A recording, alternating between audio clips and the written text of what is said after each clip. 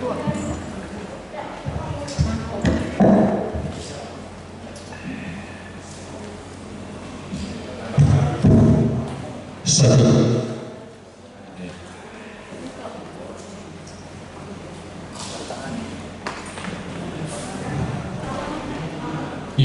dia mau pamang do kaminang. Asa kamu lima gulota lima di pembekalan di kita di Bagasa Tikyon tu obat tunang ta sepakati di tengah-tengah di gulota di tahun kesehatian ala ni jodoh masuk mahita tabu kamajolo di Bagasan di yang satu rutin musai. Mari kita sebut di nomor 42 ayat sada wirang kita sudah.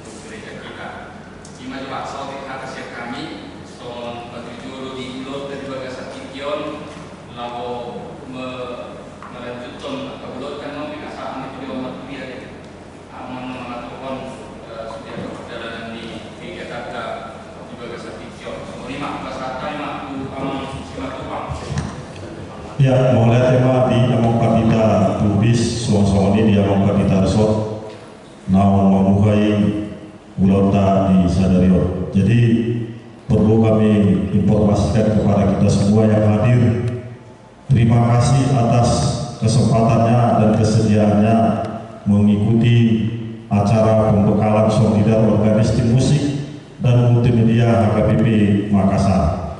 Jadi kami selaku motornya di sini dari Dewan Marturia terkhusus di seksi musik memberikan sedikit kata pengantar sebelum nanti kita bedah lagi lebih dalam hal song leader dan worshipnya nanti akan dibedah lagi dari salah satu putri orang Batak yang menjadi dosen musik ketua jurusan di STT Jepri Makassar. Untuk itu karena kita sudah agak terlambat, mungkin saya langsung saja ke presentasi yang akan saya sampaikan, yaitu terima kasih juga buat Mega yang kesediaannya yang hadir pada siang hari ini. Semoga kita sama-sama. Baiklah, selanjutnya saya akan langsung aja ke presentasi dari Dewan Marturia. Judulnya pada hari ini adalah pembekalan song leader organis tim musik dan multimedia HKBP Makassar. Kenapa kita harus membuat pembekalan? Baik, di sini kami menulis sedikit kata pengantar. Kata pengantar, puji syukur kita panjatkan kepada Tuhan karena berkat dan anugerahnya yang telah membimbing dan menyertai kita dalam program Marturia di bidang musik HKBP Makassar. Tulisan ini dibuat untuk memenuhi salah satu tujuan meningkatkan pelayanan kita di bidang musik, kidung pujian, dan nyanyian yang dipakai untuk melengkapi peribadatan kita di gereja HKBP Makassar. Kita sepakat bahwa menyanyikan buku ende juga dibutuhkan unsur-unsur teknik vokal yang baik dan benar agar suara yang dihasilkan dapat terdengar dengan baik dan benar sehingga lebih indah. Penerapan yang dilakukan untuk menyanyikan lagu-lagu buku ende adalah dengan memperhatikan unsur-unsur yang meliputi. Yang pertama, pernapasan diafragmatis. Yang kedua, pemakaian nada dasar yang tepat sesuai dengan wilayah nada pada song leader akan menghasilkan hasil yang baik didukung oleh resonansi yang sesuai dalam menyanyikan buku ende. Yang ketiga, penggunaan teknik artikulasi yang jelas. Keempat, pencapaian frasering yang tepat dan penyampaian ekspresi musikal dilandasi dari pemahaman lirik dan nuansa melodi lagu mengikuti liturgi ibadah. Kemudian latar belakang kita melakukan pembekalan ini. Kami mengutip di sini sedikit agak tulisannya. Huriat Kristen Batak Protestan atau yang biasa disebut HKBP, sebagian besar jemaatnya adalah orang Nasrani yang bersuku Batak. HKBP terbentuk pada tanggal 7 Oktober 1861. Sampai sekarang gereja HKBP sudah menyebar luas hingga ke luar negeri. Dalam buku yang ditulis Pendeta Darwin Hubantobi, mantan Ekorus, bahwa gereja HKBP tidak terlepas dari peranan para misionaris yang dulunya datang ke tanah Batak Toba untuk memberikan firman Tuhan. Misionaris mulai memperkenalkan musik kepada orang Batak dalam penginjilannya, dan secara perlahan musik kemudian digunakan dalam ibadah.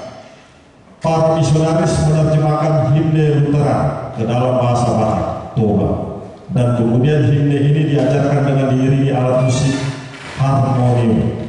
Salah satu misionaris tersebut bernama Louis Ingwer Lorenzen atau biasa akrab dengan sapaan Lorenzen yang berasal dari Jerman. Hasil dari pekerjaannya ialah mendirikan sebuah gereja terbesar di tengah-tengah suku Batak Toba, yaitu Huriat Kristen Batak Protestan, atau yang lebih dikenal dengan HKBP, yang berasaskan ajaran Lutheran. Pada dasarnya beribadah di gereja HKBP menggunakan kidung nyanyian yang bersumber dari buku ende.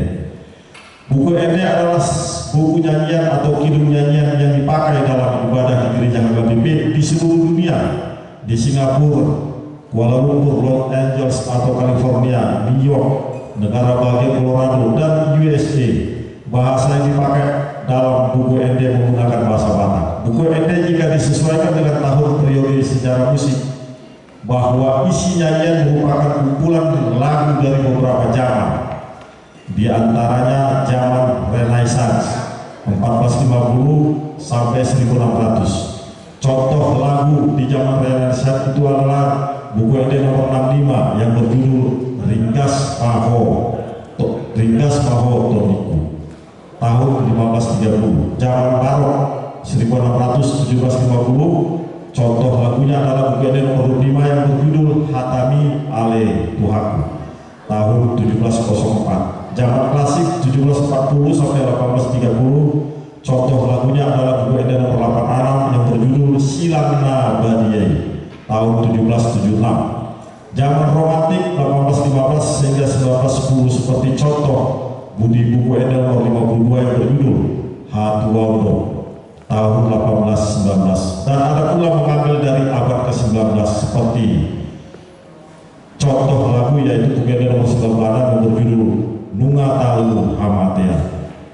Buku ende sangat banyak mengambil lagu-lagu dari berbagai negara, dan yang paling banyak adalah mengambil dari penerjemahan dari bahasa Jerman. Salah satu contohnya adalah buku ende nomor 117 yang berjudul Jehovah de Patatado dengan judul asli A.S. The Book Isn't Unsur God, ciptaan Martin Luther tahun 1528. Hal ini juga dilihat dari keterangan kecil dan nama pencipta di setiap lagunya. Buku ende sendiri juga dibagi tiga menjadi dua bagian. Yang pertama adalah buku ende cetakan pertama berisi 556 nomor, dan haluan lagu Dohot sangat di Jehovah berisi 307 nomor. Musik dalam gereja HKBP juga memiliki peran yang sangat penting dalam setiap ibadah yang dilaksanakan baik dalam lingkup gereja maupun di luar gereja. Seperti contohnya dalam lingkup gereja dapat dilihat dalam tata ibadah gereja HKBP yang hampir sepertiganya adalah diisi dengan musik, baik nyanyian jemaat, kor, dan perkumpulan para bapak, ibu, ataupun pemuda. Song leader dari perkumpulan para bapak, ibu, ataupun pemuda, song leader, dan musik iringan ibadah. Ibadah yang dilaksanakan di luar lingkup gereja mencakup seperti ibadah atau wilayah atau sektor, acara kebaktian, pesta, perayaan, dan ibadah dan penghiburan bagi jemaat meninggal. Itu semua tidak terlepas dari musik. Dalam Kamus Bahasa Indonesia, kata musik didefinisikan sebagai berikut. Yang pertama, ilmu atau seni menyusun nada atau suara dalam urutan atau kombinasi dan hubungan temporal untuk menghasilkan komposisi suara yang mempunyai kesatuan dan kesinambungan. Dua, nada atau suara yang disusun sedemikian rupa sehingga mengandung irama lagu dan keharmonian, terutama yang menggunakan alat-alat yang dapat menghasilkan bunyi itu. Definisi musik menurut penjelasan di atas dapat disimpulkan bahwa musik adalah ilmu atau seni yang tersusun dari nada sehingga menghasilkan komposisi yang harmonis. Salah satu peran musik adalah sebagai media untuk berekspresi di dalam upacara religi. Salah satunya di dalam ibadat umat Kristiani. Pada dasarnya musik menjadi suatu hal yang sangat penting di dalam ibadat umat Kristiani, karena musik memiliki peran yang turut membangun kehidupan rohani. Fakta membuktikan bahwasanya di gereja-gereja HKBP di seluruh dunia semua kebaktian minggu melibatkan unsur musik, baik vokal maupun instrumental. Musik ibadah bukan sebagai aksesoris yang berfungsi untuk memperindah rangkaian acara ibadah saja, bukan juga sebagai rutinitas yang harus ada di dalam ibadah, melainkan musik ibadah memiliki nilai yang sangat tinggi, karena musik ibadah diharapkan menuntun jemaat mempersiapkan diri masuk ke dalam suasana hikmat untuk merasakan kehadiran Tuhan. Fungsi musik dalam ibadah gereja HKBP adalah untuk memuliakan Allah dan memberikan pendidikan kepada warga jemaat dengan nyanyian. Melalui musik yang terjadi dalam sebuah liturgi atau ibadah, umat mampu berefleksi dalam kehidupannya. Penggunaan musik dalam gereja HKBP dapat dilihat dari penggunaan musik, hymns, nyanyian pujian maupun pujian paduan suara yang selalu dikaitkan dengan tema ibadah seperti ibadah minggu, trinitatis, ibadah Jumat Agung, ibadah kebangkitan Tuhan Yesus, ibadah pernikahan, dan ibadah-ibadah lainnya yang ada di gereja HKBP.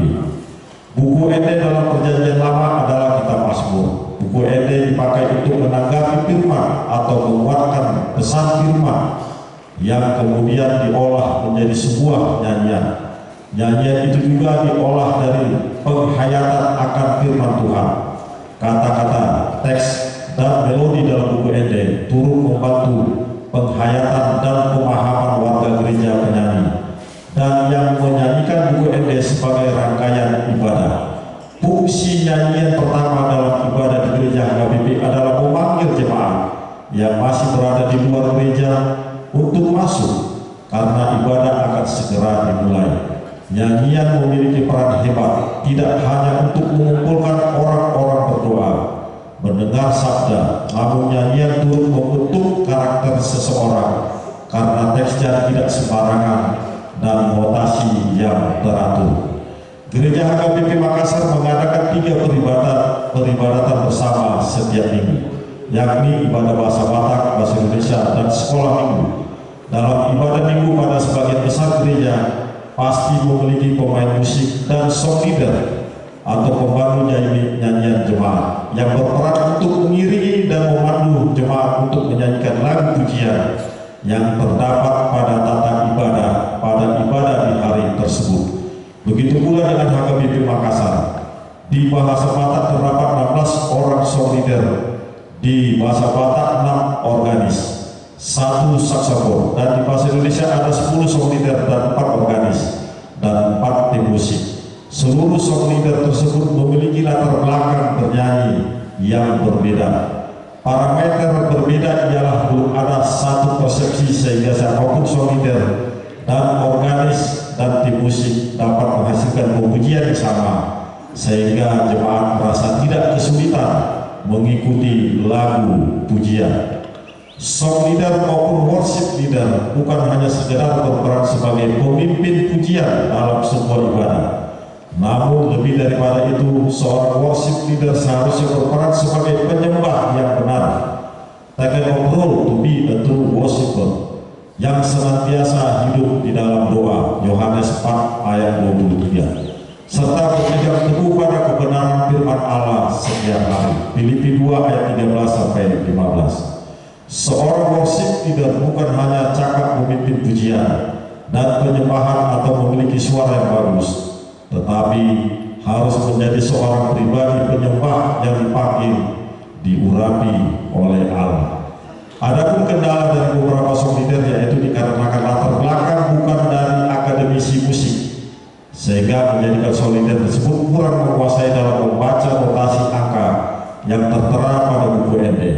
Pada umumnya song leader yang bukan akademisi musik memiliki suara yang baik, namun ketika menyanyikan buku Ende, mereka kurang mengetahui bagaimana menyanyikan lagu dengan teknik yang benar, sehingga artikulasi, intonasi, phrasing, dan lain sebagainya yang terdapat dalam unsur-unsur teknik vokal kurang terpenuhi dengan baik.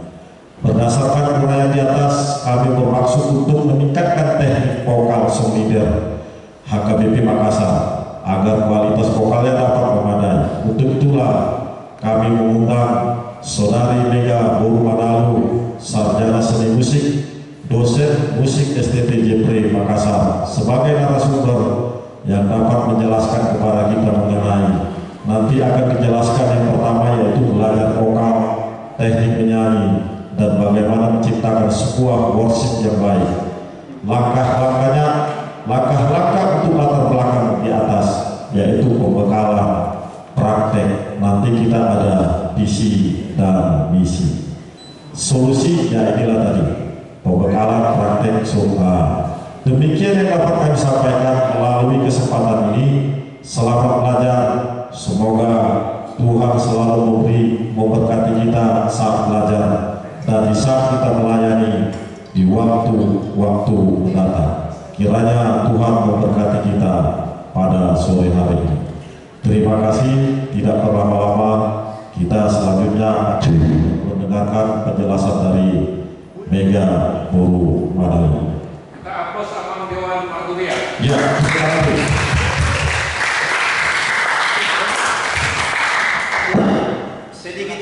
Surya, mungkin minta tolong di proses setara tadi itu di latar belakang minta tolong dibuka dulu paling awal.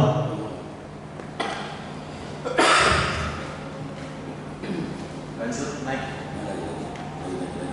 Itu tadi tentang lagu, Kalau lagu nomor 65 itu sangat, sedangkan Ringkas mau tertiku adalah lagu nomor 1, ya ini nomor 65. Ya. Artinya supaya kita sama-sama tahu. Kalau 65 itu adalah bagi B sangat sedangkan Ringkas mau tertiku adalah nomor 1. Mau lihat ya? Ya, tolong mic-nya dulu.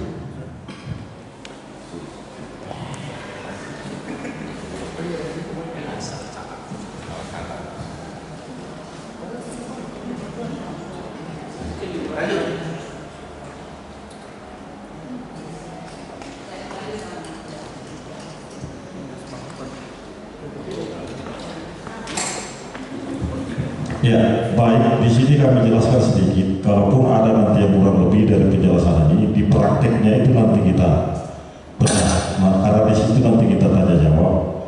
Jadi lebih bagus kita pembekalan dulu. Nanti adanya sesi kita untuk mengomentari dan memberikan masukan atau walaupun ada tulisan yang salah, nanti kita akan olah di situ sambil kita praktekkan lagu-lagunya. Supaya waktu kita nggak habis nanti di pembahasan pertanyaan-pertanyaan. Mungkin begitu supaya lebih bagus. Ada, kita sepakati Mas Omani. Ada orang di kita. Ya bagus, lanjut Ama. Ada, itu Tuan senior. Ya, lanjut. Oke. Ya, artinya supaya tidak salah persepsi. Siap.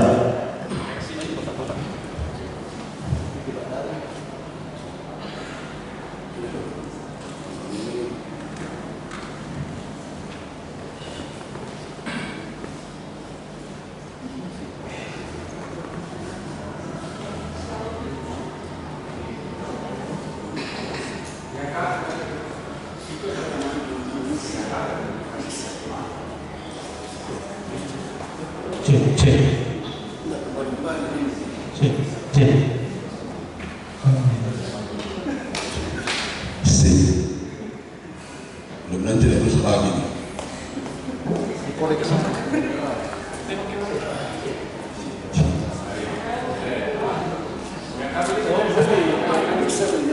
Kalau misalnya kita tidak menggunakan mic, apa jelas Pakai mic yang satu aja. Cek. Pakai mic yang satu aja. Iya, mic kabel aja. cek. Satu dua cek.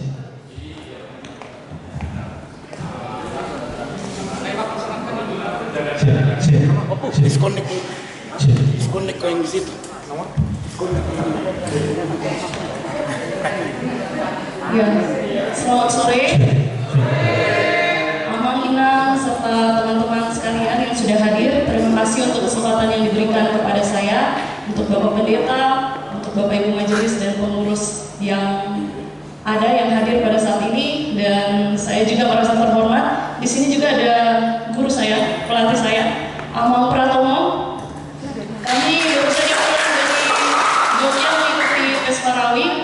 Tentu tidak mengurangi rasa hormat. Di sini kita akan sama-sama belajar. Mungkin kehadiran saya untuk memberikan nuansa baru sepertinya ya.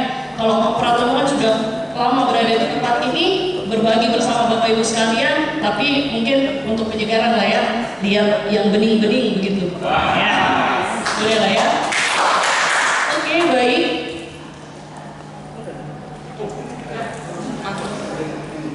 Ya, hari ini kita akan membahas secara teori dasarnya dulu, prinsip-prinsip yang akan kita gunakan ketika kita menjadi seorang pemandu lagu. Kalau saya lebih setujunya menggunakan istilah singer atau pemandu lagu, karena di sistem di gereja Protestan itu tidak menggunakan istilah WL, tidak menggunakan juga yang namanya song leader. WL itu adanya di gereja-gereja yang beraliran karismatik, karena kita menggunakan ada liturgos di depan.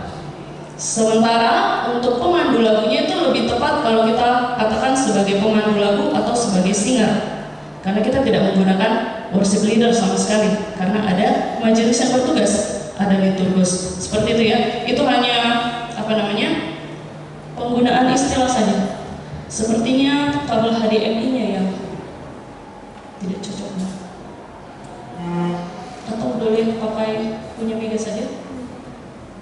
Ada ini. Mohon tunggu sebentar.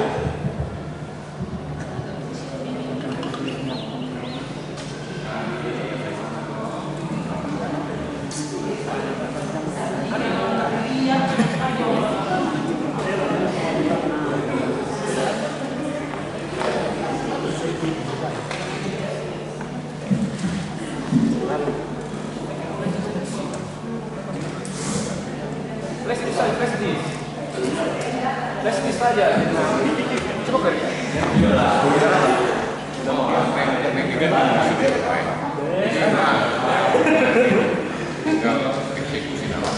Baik, sambil menunggu LCD-nya, di sini sebelum kita masuk ke dalam teori dan praktek tentang vokal dengan mengiring nyanyian jemaat, kita berbicara dulu ranah yang namanya musik gerejawi.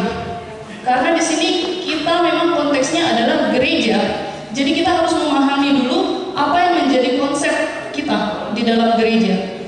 Jadi kita harus bisa membedakan pemusik gereja atau penyanyi di dalam gereja itu berbeda fungsinya dengan pemusik dan penyanyi yang berada di ranah sekuler. Setuju ya? Setuju. Walaupun pada prinsipnya dasar yang digunakan itu adalah sama, karena kita sama-sama berangkat dari teori barat. Musik ini berkembangnya di daerah barat, di negara-negara Eropa sana, bukan di Indonesia, bukan di Asia. Berkembangnya di sana, munculnya mula-mulanya di sana. Seperti tadi yang Abang Simatupang jelaskan, ada namanya zaman Renaissance, zaman Barok, zaman klasik, zaman romantik dan lain sebagainya. Itu semuanya bermulanya dari negara-negara yang ada di Eropa. Sehingga kita mengadopsi apa yang dipakai di negara Eropa, masuklah dia ke dalam negara kita, ke Indonesia.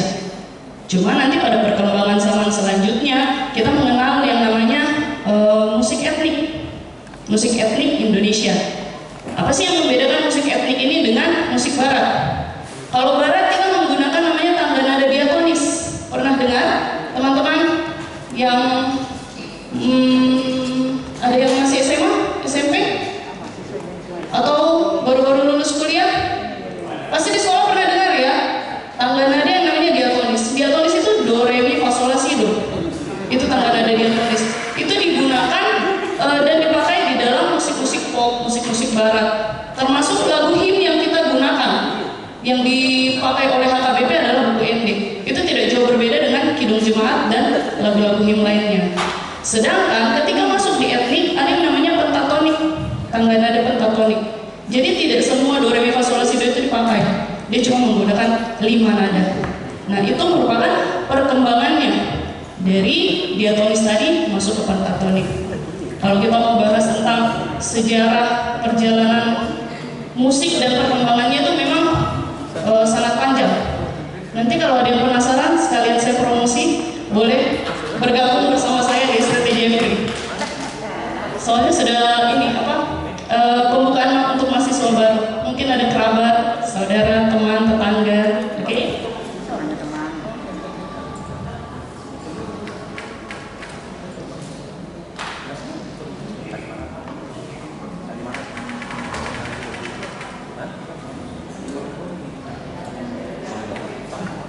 Nah, pertanyaan saya sekarang, dasar saja, menurut Bapak Ibu dan saudara-saudara sekalian, apa sih perbedaan dari musik gereja dengan musik sekuler? Kira-kira apa? Perbedaannya apa?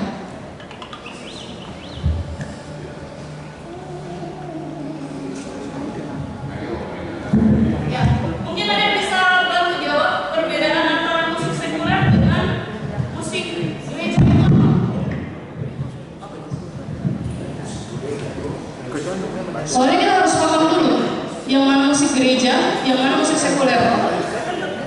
Ya, anak-anak muda, sebelah kanan. Valen, cuma Valen yang saya hafal namanya.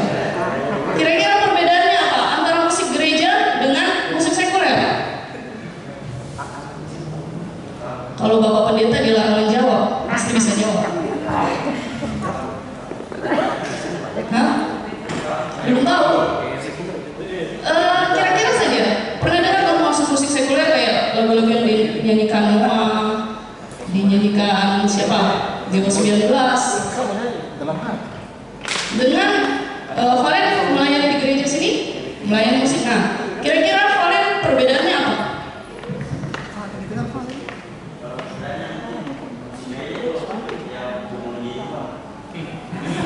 Musik sekuler mau uji siapa? Oke, ada pendapat lain? Kata Valen, musik gereja itu ditujukan untuk memuji dan menyembah Tuhan. Sedangkan musik sekuler, siapa Valen? Oh, duniawi. Mantap. Ada penjabaran dari lain?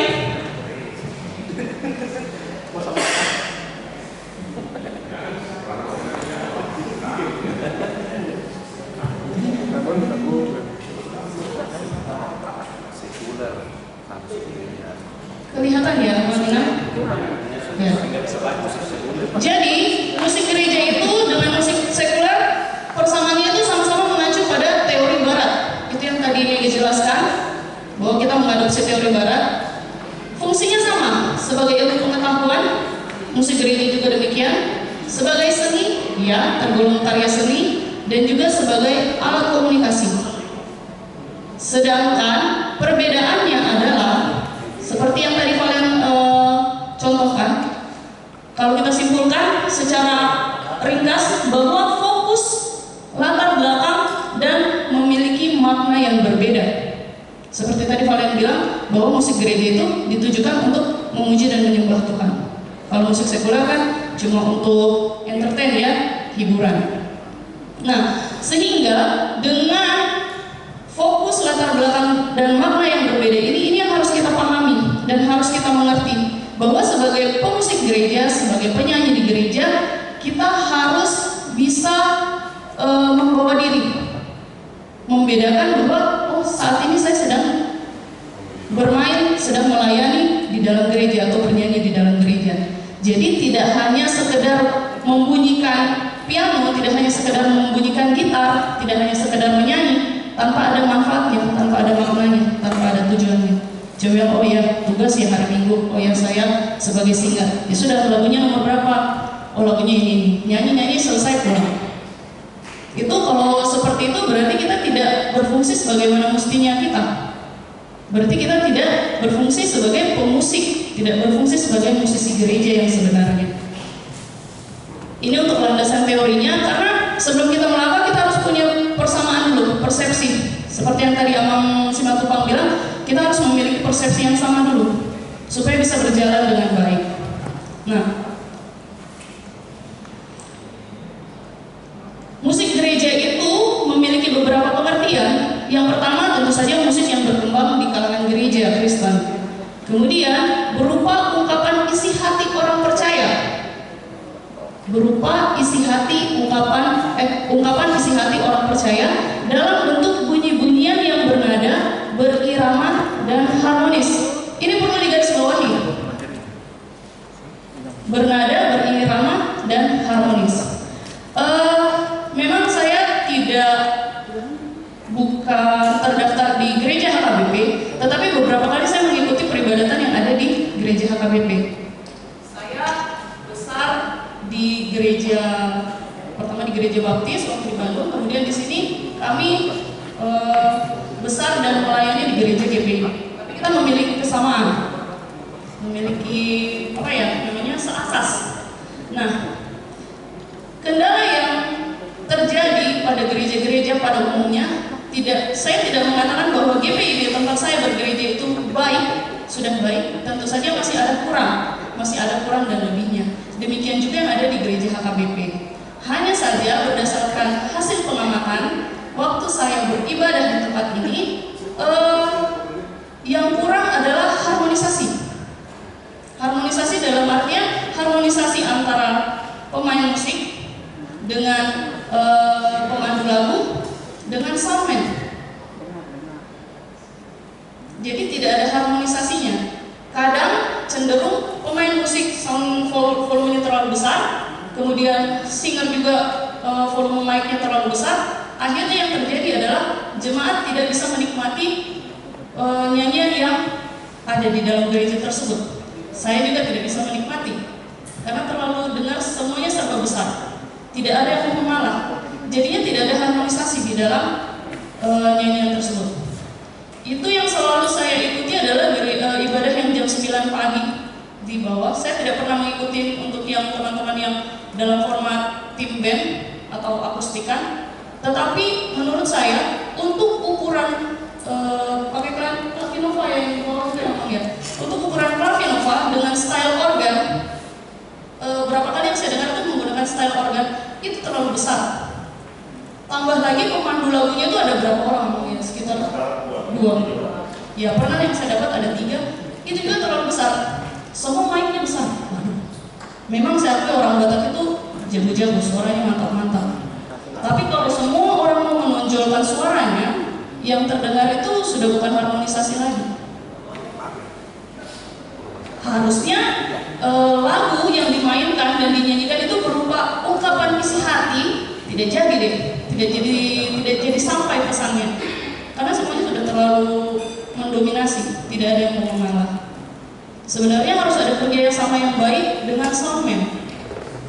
Jadi diatur sedemikian rupa, karena ruangan akustik yang di bawah itu ruangannya tidak terlalu besar, kemudian atapnya tinggi dan lumayan peredamnya lumayan lah. Jadi menurut saya mungkin lebih dikecilkan sekali, agak dikecilkan volumenya itu sudah enak kedengarannya, agak menggema. Terakhir yang kami nyanyi waktu bulan berapa ya, Om Pratomo? Itu suaranya terdengar besar sekali kan, karena memang ruangannya akustiknya terlalu menggema. Apalagi ini kita sudah menggunakan menggunakan alat musik yang disambung ke sound. Nah kalau tidak diatur sedemikian rupa ya ini harmonisasinya hilang. Jadi manfaatnya apa? Manfaat musik gereja salah satunya adalah membantu jemaat untuk mengarahkan hati, pikiran, dan seluruh peribadatannya itu kepada Tuhan. Karena fokus dari musik gereja itu Tuhan. Tadi yang seperti yang kalian bilang, untuk pujian penyembahan. Kalau musik yang kita sajikan tidak dapat dirasakan enak atau tidak terasa harmonis, itu manfaatnya apa? Otomatis sepanjang peribadatan itu yang ada jemaat di bawah itu yang ngomel-ngomel, mendumel. Musiknya nggak enak, keras sekali.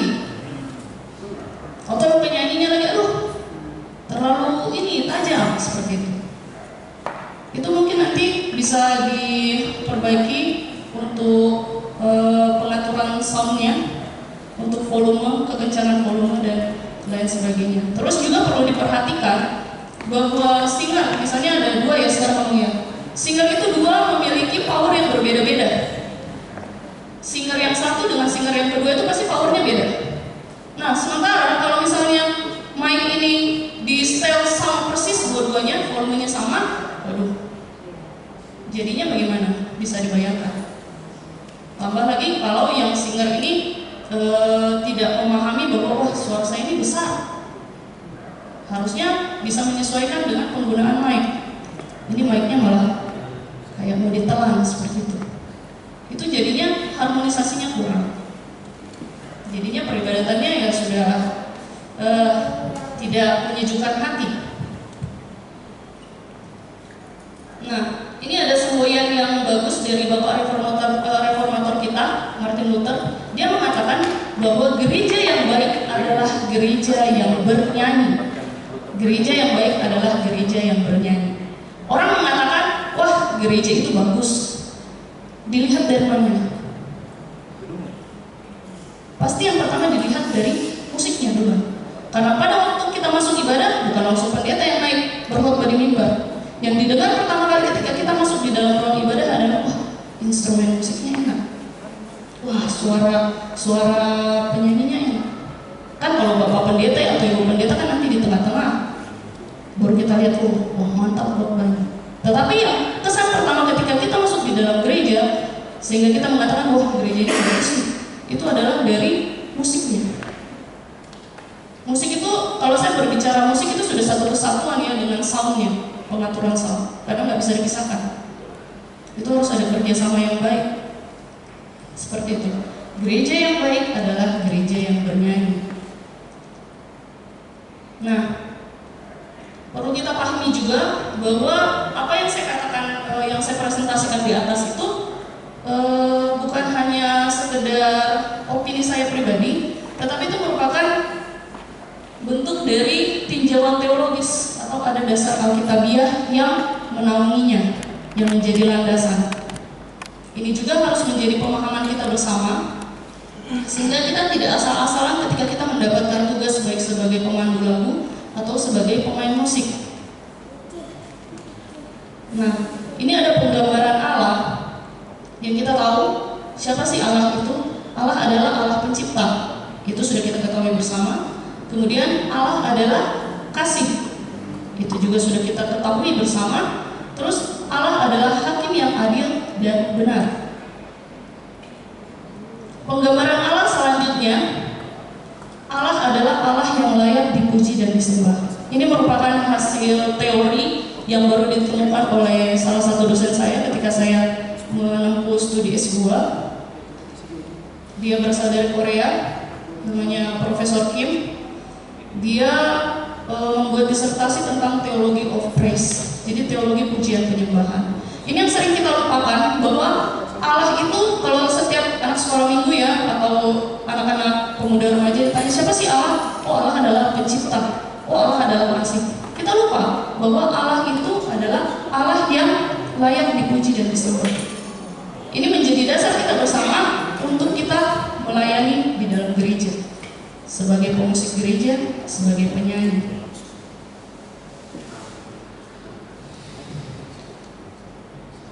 Ya, ini adalah penggambaran.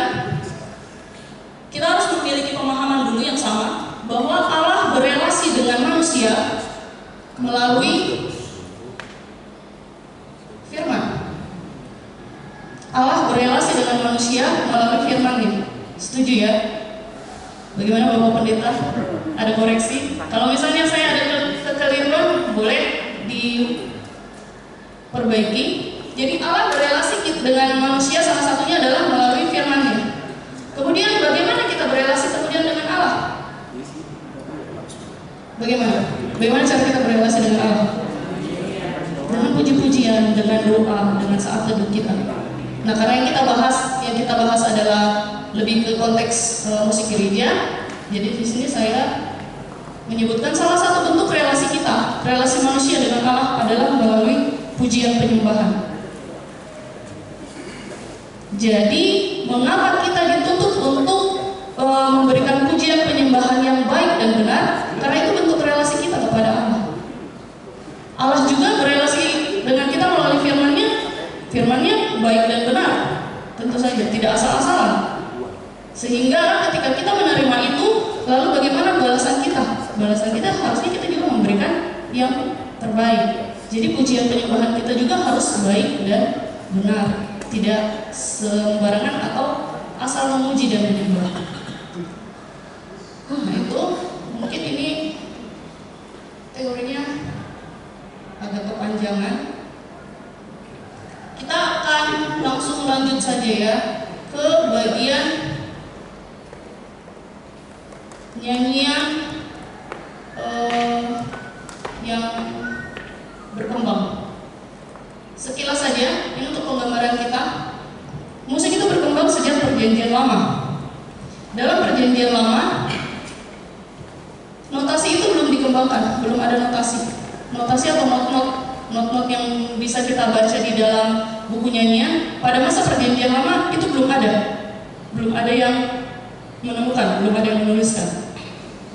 Sehingga nyanyiannya bersifat unisono, satu suara saja, tidak ada harmoninya, tidak ada suara dua, tidak ada suara tiga. Lalu bagaimana sih mereka menyanyinya? Menyanyinya itu dengan menggunakan sistem kantor. prokantor. Pernah dengar istilah prokantor? Prokantor itu sebagai pemimpin pujiannya. Jadi nanti akan ada satu orang yang memberikan contoh, misalnya Tuhan memberkati kamu. Nanti jemaatnya mengikuti melodinya. Karena belum ada notasi, belum ada buku nyanyian pada waktu itu. Lalu musik pada perjanjian lama itu cenderung diambil dari nyanyian mazmur. Gayanya responsif, berbalasan. Responsif ini maksudnya berbalasan. Misalnya Tuhan memberkati kamu, nanti jemaatnya menjawab diberkatinya engkau, seperti itu. Itu responsif, jadi berbalasan. Terus biasanya berupa ucapan berkat, seperti itu. Kemudian kalau kita membaca di dalam kitab Mazmur ada kata sela. Biasanya pada perjanjian lama sela itu diisi dengan instrumen musik. Jadi sela ini ada yang mengatakan sela diartikan sebagai tanda istirahat.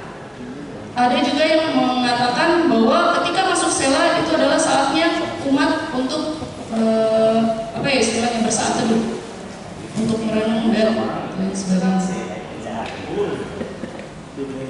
Nah, untuk nyanyian mazmur tentu saja ketika kita masuk di dalam perjanjian baru, nyanyian tersebut masih digunakan. Bahkan sampai masuk di masa sekarang ini, di gereja kita masih menggunakan nyanyian mazmur. Betul ya Bang ya? Di buku nyanyian HKBP sepertinya ada mazmur, kalau saya tidak salah. Lalu bagaimana perkembangannya ketika di perjanjian baru? Perjanjian baru bentuk musiknya bentuk nyanyiannya sudah berupa nyanyian-nyanyian sederhana. Atau pernah dengar istilah Gregorian, lagu-lagu Gregorian? Ini banyak digunakan oleh umat Katolik, gereja-gereja Katolik banyak menggunakan lagu-lagu Gregorian dan masih sampai sekarang dipakai di dalam buku nyanyiannya. Kemudian sumbernya tentu saja masih ada dari Mazmur. Terus ada ketambahan kidung pujian atau hymn, itu yang kita pakai. Terus ada juga ketambahan nyanyian rohani. Kalau nyanyian rohani sekarang lebih disamaratakan dengan nyanyian-nyanyian rohani yang digunakan oleh gereja-gereja kontemporer atau karismatik. Dan nyanyian rohani juga sudah mulai masuk di gereja-gereja yang beraliran Protestan. Ini untuk sumber Alkitabnya dari Efesus 5 ayat 19 dengan Kolose 3 ayat 16. Lalu, bagaimana dengan musik kita pada saat ini?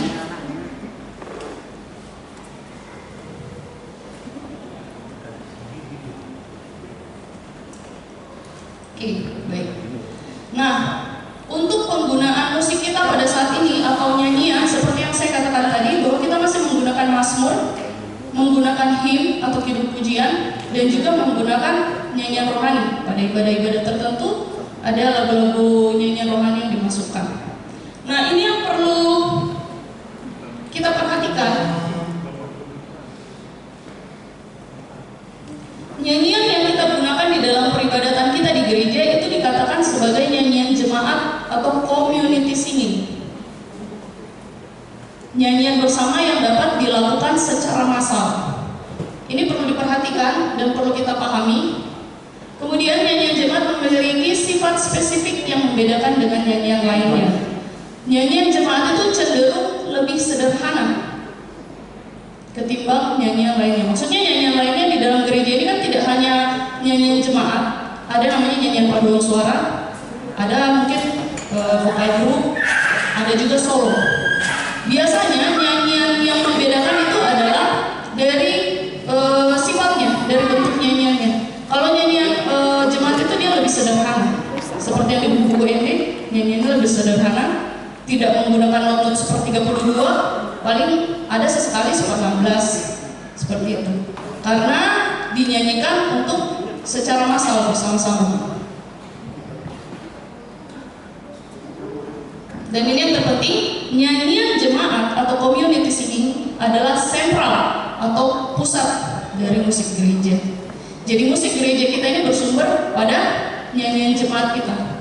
Sehingga dari awal tadi sudah saya bilang mengapa kita harus mempersiapkan musik yang terbaik, musik dan nyanyian yang terbaik. Untuk itulah ada seminar kita pada sore hari ini untuk memperlengkapi kita bersama. Kita akan berlatih bersama bagaimana cara bernyanyi yang baik, bagaimana juga cara bermain musik yang baik, sehingga pelayanan kita diharapkan dapat memberikan pelayanan yang terbaik pula. Jadi kita harus punya pemahaman bahwa pujian penyembahan kita itu fokusnya untuk Tuhan. Sentral dari nyanyian jemaat, sentral dari musik gereja kita itu adalah Tuhan. Memang semuanya berpusat juga pada Tuhan, khotbah dan lain sebagainya. Tetapi kadang memang untuk gereja-gereja Protestan itu kendalanya musik itu tidak terlalu diperhatikan. Yang penting ada aja bunyi, yang penting ada aja yang nyanyi, tanpa memperhatikan sudah bagus atau belum. Puji Tuhan kalau kita memiliki pemimpin-pemimpin di dalam gereja yang interest dengan musik, pasti musiknya akan berkembang dengan baik. Tetapi kalau pemimpin di gerejanya tidak atau cuek dengan musiknya, hanya berfokus kepada pelayanan mimbar saja, pasti musiknya tidak berkembang dengan baik. Nah, seperti itu. Saya harap kita bisa mempelajari banyak hal sore hari ini dengan waktu yang terbatas.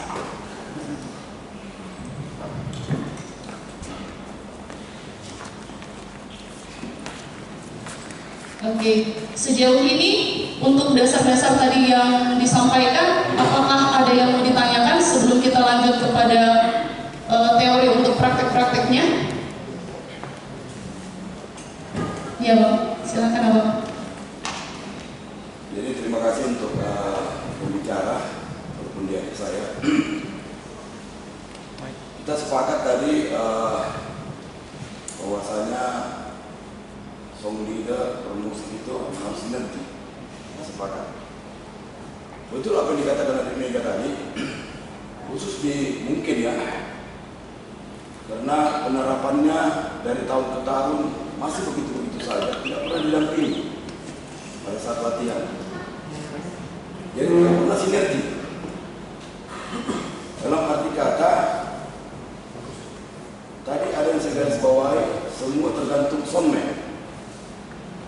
Artinya di sini ada kelemahan dari soundman terlalu mengikuti keinginan daripada song leader atau pemusik. Kalau saya selama ini menjadi, saya bukan mengatakan saya pintar untuk soundman. Artinya kalau saya tidak ikuti keinginannya song leader, tunggu pulang gereja pasti kenapa kecil. Nah, ini masalah. Satu kelemahan memang karena si Adam sendiri kita suara berbeda-beda. Kita atur di atas sesuaikan dengan suaranya, vokalnya. Ada suara yang high, ada yang low, ada yang middle. Pasti setiap orang itu berbeda. Untuk mengcombine dua saja tidak agak repot.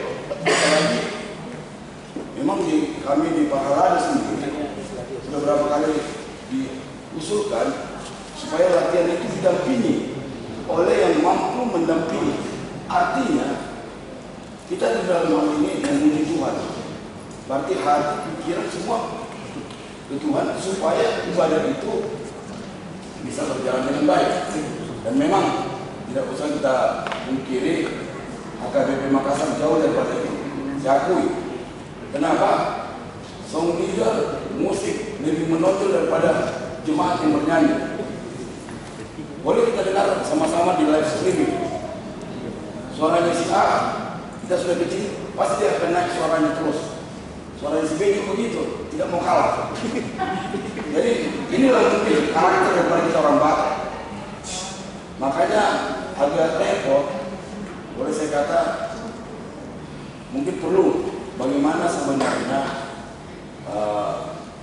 masukan atau arahan daripada dalam hal ini supaya song leader musik bisa sinergi. Apakah dia harus didampingi atau tanda kutip dipilih antara si A dengan si B, yang mana connect vokalnya, pita suaranya. Tidak mungkin saya ambil contoh Inang Sitorus sama Inang Manurung misalnya. Ini sama-sama suara menonjol. Apakah aku pembaik atau Inang Tobing dengan si A, si B? Dalam hal ini kebetulan ada gurunya Mega juga, Pratomo. Karena kesibukannya yang mungkin ya, kurang mau mendampingi juga. lebih ini yang tingkat internasional. Nah, kita akui memang beliau di dunianya dari itu. Jadi mungkin juga para gila yang hobi bernyanyi, artinya pembawa acara di ibadah, bisa sama-sama latihan dengan song leader. Karena pasti akan tidak enak juga perasaannya pembawa acara ini tidak bernyanyi, memuji, tapi tidak akan pernah connect antara song leader dengan para gila atau pembawa acara ibadah. Nah, jadi kami juga di atas di soundman atau pengatur di atas juga susah. Pasti akhir makanya di atas kita sudah tahu kode-kode apa namanya badan. Jadi memang ada level di situ. Mohon arahan atau gambaran bagaimana yang seharusnya dilakukan antara soundman dan soundman supaya dapat bersinergi. Memang kami dari pihak KBP ini lagi pembenahan, khususnya di alat-alat kami mau diremajakan. Jadi tadi ada promosi juga, siapa tahu ada rekan-rekan daripada Adik Mega bisa mengkontribusi bantuan untuk AKBP di alat-alat musik, khususnya di pengeras suara. Kita aja mungkin untuk sementara. Terima kasih. Terima kasih ya Bang. Baik, saya rasa untuk pembahasan kita sepanjang sore ini kita hilangkan dulu rasa ketersinggungan ya, supaya kita bisa mendapatkan arah dan solusi yang terbaik. Baik, untuk masalah sinergi antara pemusik, singer, soundman, ini yang perlu kita perhatikan adalah kita harus mengerti job desk kita masing-masing. Tugas seorang pemandu lagu apa sih? Tugas seorang pemusik apa sih? Tugas seorang soundman apa sih? Jadi kita tidak perlu mencampuri tugasnya orang. Misalnya kita sebagai singer, terus kita rasa, kok suara saya nggak kedengaran. Nggak perlu kita, nggak perlu kita pusingin itu. Karena nanti yang mengatur itu ada soundman di belakang. Yang mendengar suara kita adalah jemaah. Mungkin solusinya adalah diberikan monitor aktif untuk para penyanyi, monitor yang terpisah maksudnya untuk penyanyi, untuk pemain musik. Seperti itu. Supaya masing-masing orang bisa mendengar suaranya sendiri. Jadi tidak perlu meminta kepada soundman, karena ketika kita menyanyi sini, kami puji dengan riang. Kok saya rasa suara saya kedengaran kecil sekali.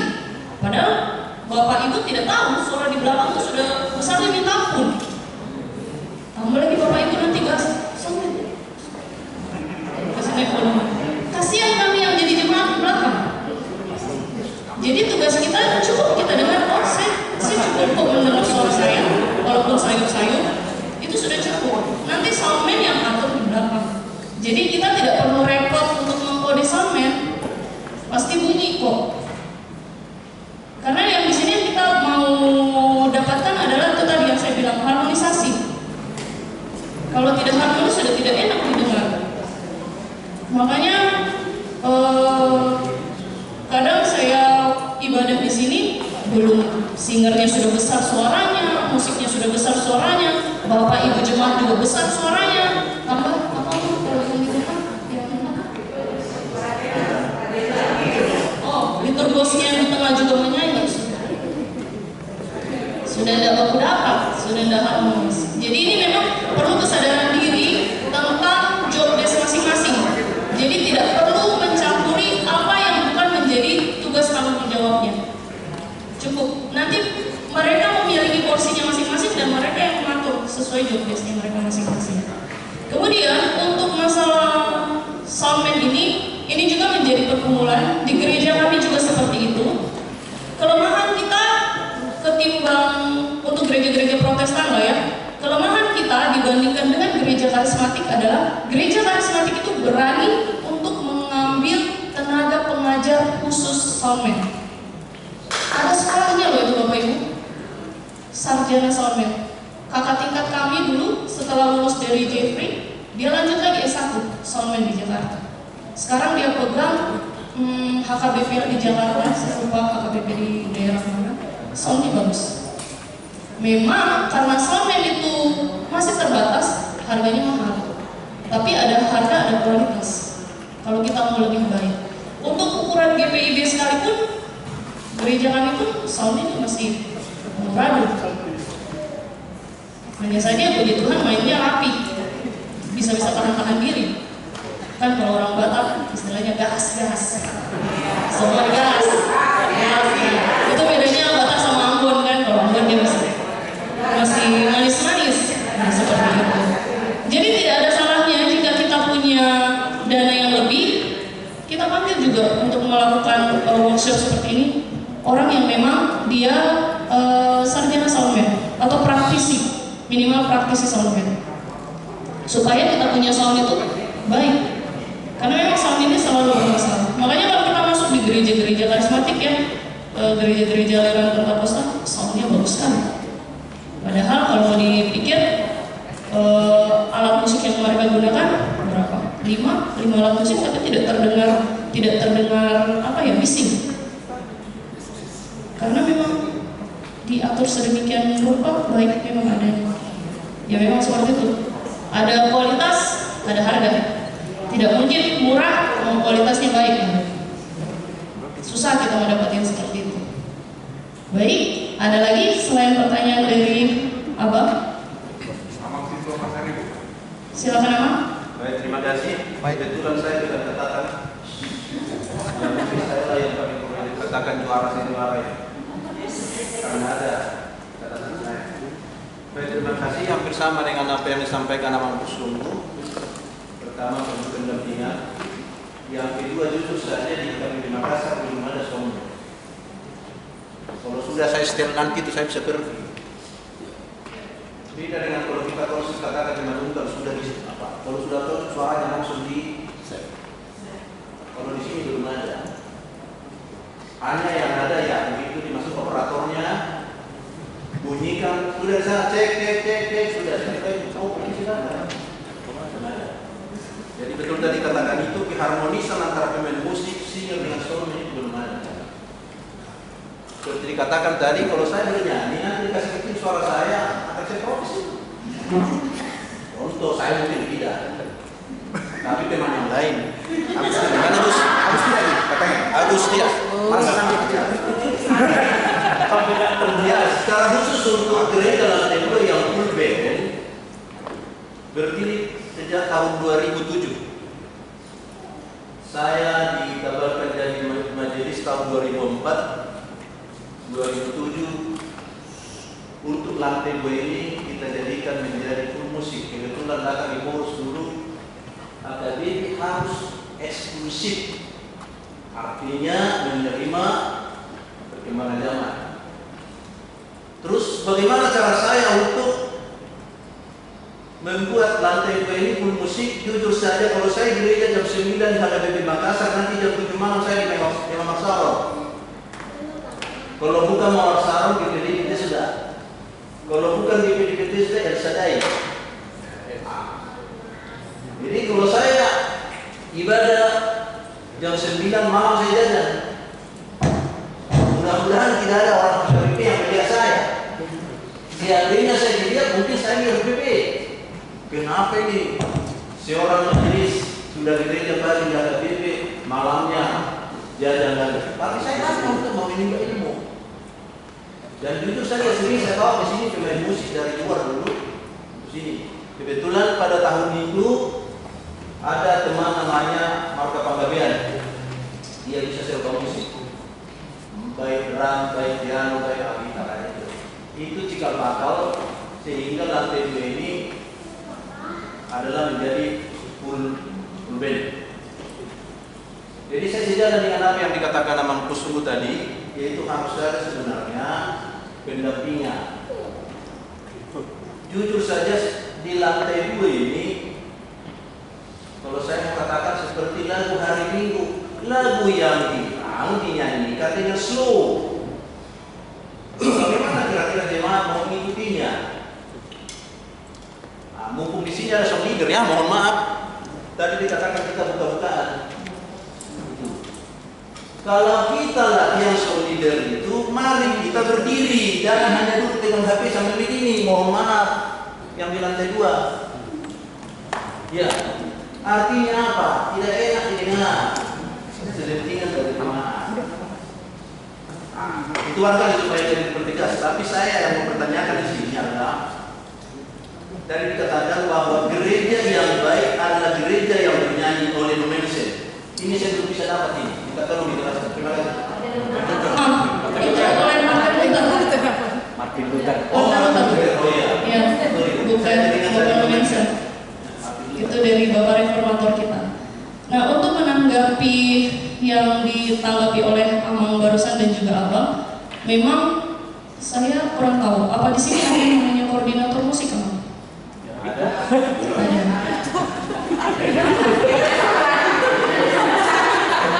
Ya, memang untuk hal-hal teknis seperti itu, hal-hal masalah pendampingan, pengaturan jadwal latihan dan peraturan yang harus disepakati bersama ketika latihan, itu menjadi salah satu job desk juga yang harus diatur oleh seorang koordinator musik. Karena memang harus ada yang mengkoordinatori. Kalau tidak ada yang mengkoordinatori, itu akan susah. Nanti sesama penyanyi akan baku saling atur. Hasilnya tadi yang seperti yang aku bilang, ketika latihan, ya tidak latihan secara maksimal. Latihannya aja sambil duduk. Ya saya juga tidak mengerti bagaimana modelnya itu. Contohnya saja ya, sesimpel ini. Kami Pesparawi, kami berdiri berjam-jam. Betul yang Om Pratomo ya? Berjam-jam. Di dalam tim kami bukan semua anak muda. Ada juga ibu-ibu, ada juga bapak-bapak. Ketika latihan, untuk mempersembahkan yang terbaik, kami berdiri berjam-jam, berlatih dengan serius. Memang Pesparawi tarafnya lomba, kompetisi. Tapi untuk kompetisi saja kami bisa mempersembahkan dan berkorban waktu, berkorban tenaga untuk memberikan hal yang terbaik, untuk memberikan hasil yang terbaik. Apalagi Bapak Ibu, saudara-saudara sekalian, saya juga sebagai pelayan di dalam gereja, masa kita tidak bisa memberikan tenaga kita, memberikan waktu kita untuk berlatih dengan baik, supaya kita bisa memberikan hasil yang terbaik di dalam peribadatan kita. Karena fokus kita, ingat, pujian penyembahan kita fokuskan untuk Tuhan. Masa kita hanya memberikan yang sedikit-sedikit, setengah-setengah. Seperti itu. Dan kemudian tadi seperti yang Amang ceritakan, bahwa Amang juga selain ke HKBP juga melihat, mencari pengalaman untuk ke gereja lain. Kalau menurut saya tidak masalah, Amang.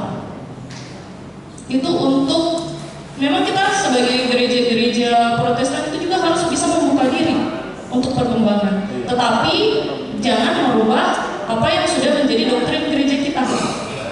Misalnya nih, doktrin di gereja kita menggunakan nyanyian hymn. Jangan hymn itu seenaknya kita rubah dia menjadi nyanyian kontemporer dengan kita berubah dia punya bentuk ritmenya, berubah dengan segala macam variasinya dan lain sebagainya.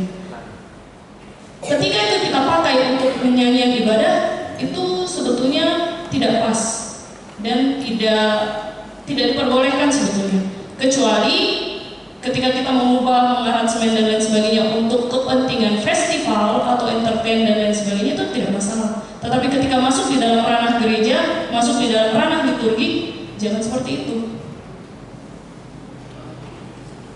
Kemudian lagi menanggapi yang tadi masalah tim band, memang kesulitan kita tenaga yang kurang, praktisinya yang kurang, tenaga pengajarnya yang kurang.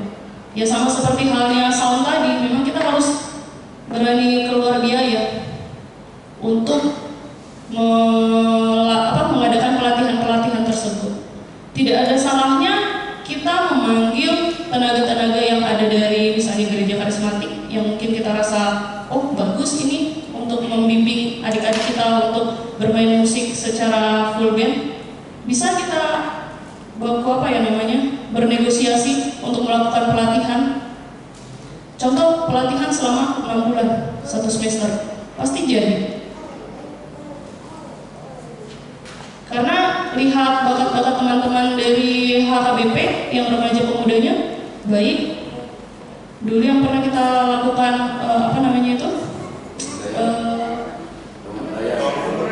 tahun pemberdayaan kemarin hanya 2 minggu ya, kurang lebih 2 minggu lebih bisa. Jadi tidak ada salahnya melakukan pelatihan, dibuatkan agenda saja untuk melatih teman-teman ini. Memang kalau tidak ada pendamping tadi, tidak ada pelatih tadi, ya semuanya pasti akan berjalan masing-masing dengan pemikiran masing-masing. Tidak akan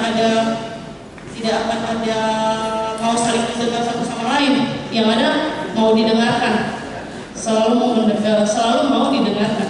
Karena kita manusiawi ya, egoisme kita tuh tinggi. Selalu mau didengarkan ketimbang mendengar. Jadi kenapa perlu adanya pendamping tadi? Ya ini nanti bisa mungkin menjadi tugas dan masukan bagi koordinator musik di tempat ini untuk pengembangan teman-teman yang terlibat dalam tim musik akustik atau full band seperti itu. Oke, apa masih ada lagi yang mau di-sharing? Yang terakhir ini tadi, saya panggil Ina atau Pak Ide saja ya. Iya, Mam. Jadi tentang gereja yang baik adalah gereja yang bernyanyi. Yang bagaimana tadi itu? Nah, ini adalah istilah yang dipakai oleh Martin Luther, Bapak Reformator gereja kita. Kita tahu kisah tentang Martin Luther dengan segala latar belakang sejarahnya. Dia yang memprakarsai nyanyian gereja, hymn. Betul ya? Pernah dengar tentang Bapak Reformator kita, Martin Luther? Hymn berkembang di zaman Martin Luther. Pada waktu itu ada pergerakan di mana gereja itu dilarang bernyanyi. Waktu itu pemerintahan Romawi, jadi bunyi-bunyian pun dilarang pada waktu itu.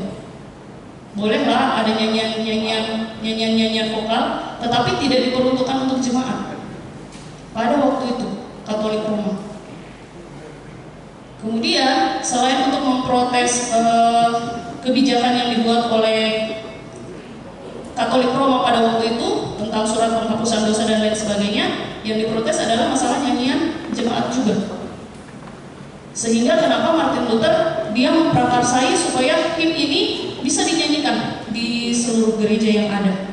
Makanya dia melakukan berbagai protes dengan beberapa banyak macam dalil-dalilnya. Nah, pada waktu itu Martin Luther berfokus kepada nyanyian, sehingga dia mengeluarkan statement yang mengatakan gereja yang baik adalah gereja yang bernyanyi. Kita bisa bayangkan kalau di dalam gereja itu tidak ada nyanyian sama sekali. Cuma ada selamat pagi Bapak Ibu yang terkasih dalam Tuhan kita Yesus Kristus. Sebelum kita memulai ibadah kita, mari kita berdoa. Tidak ada nyanyian. Selesai berdoa, baik Bapak Ibu kita akan mendengarkan firman Tuhan. Monoton. Bukan berarti itu tidak baik, baik adanya, tetapi alangkah lebih baik lagi ketika ada bunyi-bunyian di dalamnya, nyanyian dan lain sebagainya. Perjanjian Lama, kalau kita membahas, kalau tadi saya bahas secara rinci, cuma tadi secara cepat saja, di dalam Perjanjian Lama dikatakan bahwa nyanyian atau musik itu dijadikan sebagai gaya hidup bangsa Israel pada waktu itu. Apapun yang mereka lakukan selalu berkaitan dengan nyanyian, dengan musik. Kalau kita kembali lagi baca Perjanjian Lama, di dalam Tawarikh dan lain sebagainya dikatakan bahwa nyanyian itu adalah gaya hidup pada masa Perjanjian Lama. Jadi ketika pada masa Perjanjian Lama itu bangsa Israel itu dituntut untuk hidup suci supaya nyanyiannya diterima, berkenan di hadapan Allah. Ada masa di mana Allah tidak menerima nyanyian pujian penyembahan dari bangsa Israel. Ketika itu bangsa Israel jatuh ke dalam dosa. Jadi ketika mereka melakukan nyanyian pujian penyembahan, mempersembahkan korban bakaran, itu Allah tidak menerima. Sebegitu ketatnya pada masa Perjanjian Lama. Kita ingat tabut Musa.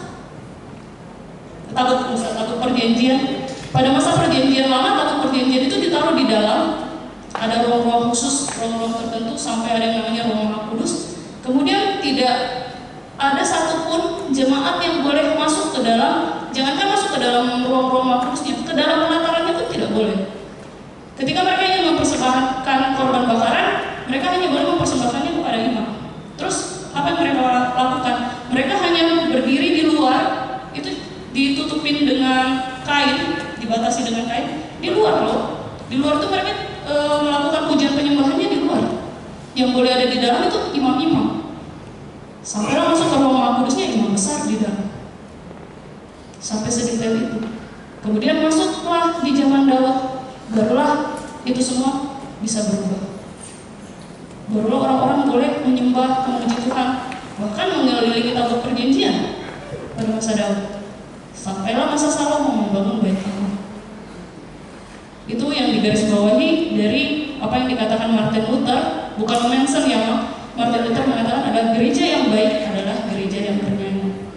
Sama seperti yang saya bilang, mungkin implementasinya pada saat ini ketika kita masuk di sebuah gereja, kita mengatakan bahwa gereja itu bagus, bahwa gerejanya enak. Dari mana kita lihatnya? Bukan dari gedung. Ketika kita masuk, kita dengar musiknya enak didengar. Wah. Jadi itu. Jadi semuanya satu keseluruhan. Tidak bisa dipisahkan antara musik, tidak bisa dipisahkan juga antara pelayanan mimbar. Sama. Karena lewat musik, lewat nyanyian yang kita bawakan, kita juga melakukan penginjilan, pemberitaan firman. Itu tadi yang saya katakan bahwa fungsi dari musik gereja, pujian penyembahan, penginjilan, dan pemuritan. Pemuritan ini pengajaran, bersifat pengajaran. Sama dengan khotbah. Khotbah juga berfungsi sebagai penginjilan, sebagai pemuritan juga, pengajaran. Jadi tidak ada bedanya, sehingga untuk perawatannya juga harus memiliki tingkat yang sama. Jangan hanya kita menuntut Bapak pendetanya untuk bisa memberikan khotbah yang terbaik, yang up to date, sementara musiknya juga tidak dipikirkan perkembangannya seperti apa. Harus sama-sama berkembang, harus sama-sama diperbaiki, harus sama-sama dirawat supaya hasilnya baik. Kira-kira seperti itu. Oke, jika masih ada atau kita sudah bisa lanjut.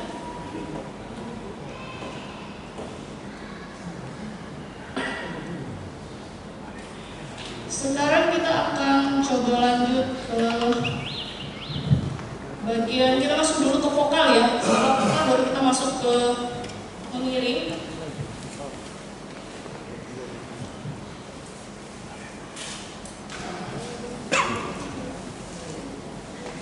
Vokal.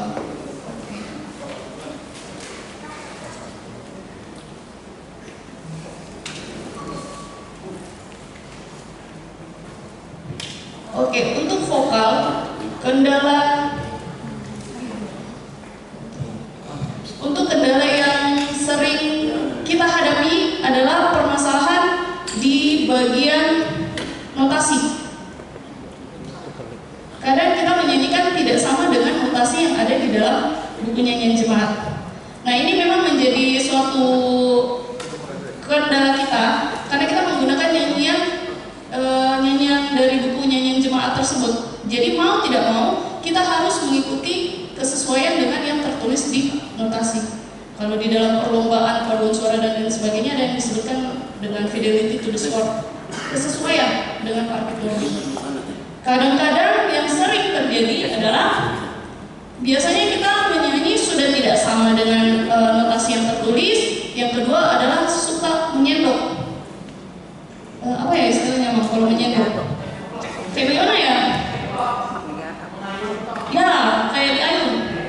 Padahal di situ tidak ada nada itu. Misalnya harusnya do sol, tapi kita nggak selalu ada nada tambahan. Do sol. Misalnya contoh lagu apa ya? Coba ya. Coba saya mau tes.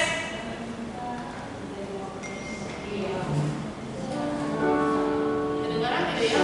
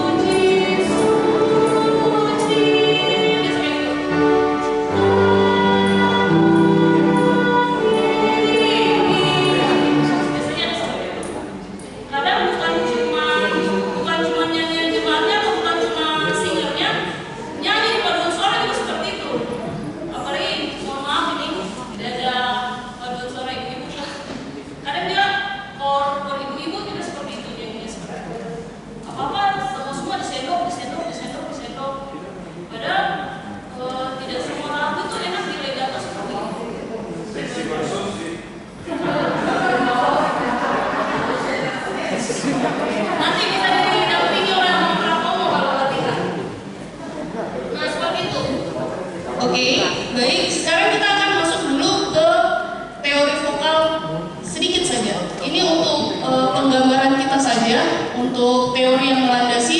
Nanti ini bisa dipakai oleh Bapak Ibu sekalian ketika latihan untuk persiapan ibadah minggu. Nah, harapannya setelah kita selesai dari workshop ini, tolonglah diatur waktu untuk ada latihan bersama sebelum pelayanan hari Minggu.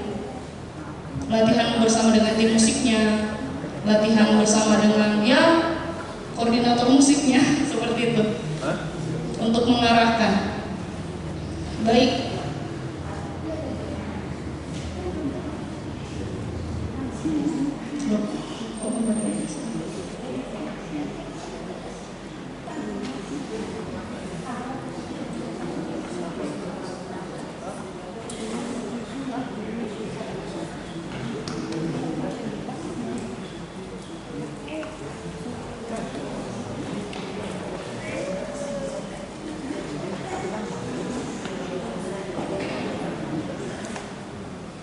Oke, kita masuk ke dalam teori vokal. Nah, teknik vokal itu ada dua. Ada yang disebut dengan teknik vokal bel canto. Bel canto ini yang cenderung dipakai ketika kita menyanyikan lagu-lagu yang berjenis musika sakra. Musika sakra seperti misalnya lagu-lagu him yang lama seperti itu. Kayak lagu suci-suci tadi itu bisa dipakaikan dengan teknik bel canto. Kemudian ada lagi yang namanya teknik belting. Nah, kalau belting ini banyak dinyanyikan untuk lagu-lagu pop. Kalau Bapak Ibu kenal Agnes Monica, Celine Dion, nah teknik yang mereka gunakan itu namanya teknik belting. Jadi suara yang dihasilkan lebih tajam, lebih kuat, lebih powerful. Bedanya bel canto dengan belting adalah belting itu cenderung menggunakan pernafasan tidak hanya diafragma, tetapi menggunakan pernafasan dada dan juga penggunaan rongga nasal. Rongga nasal itu bagian hidung. Itu belting, sedangkan bel canto dia full menggunakan diafragma dan penggunaan rongga-rongga kepala. Jadi sehingga kalau kita dengar orang-orang yang nyanyi-nyanyi seriosa, lagu-lagu klasik, itu cenderung kayak suaranya kok kayak enak didengar, semuanya naik-naik di atas, lebih empuk didengar. Itu namanya menggunakan teknik bel canto. Nah, teknik bel canto ini yang bisa kita gunakan ketika kita menjadi singer di gereja kita, khususnya gereja Protestan ya, karena kita banyak menggunakan lagu him dan lagu mazmur.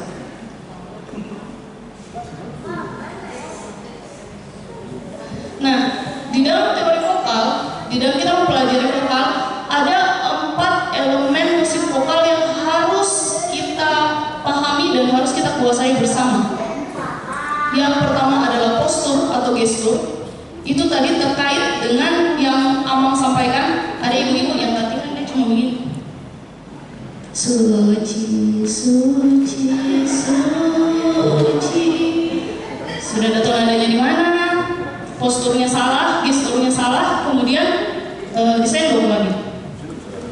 Lalu postur dan gestur itu yang benar yang mana sih? Apakah duduk itu salah ketika orang bernyanyi dengan model duduk itu salah? Tidak.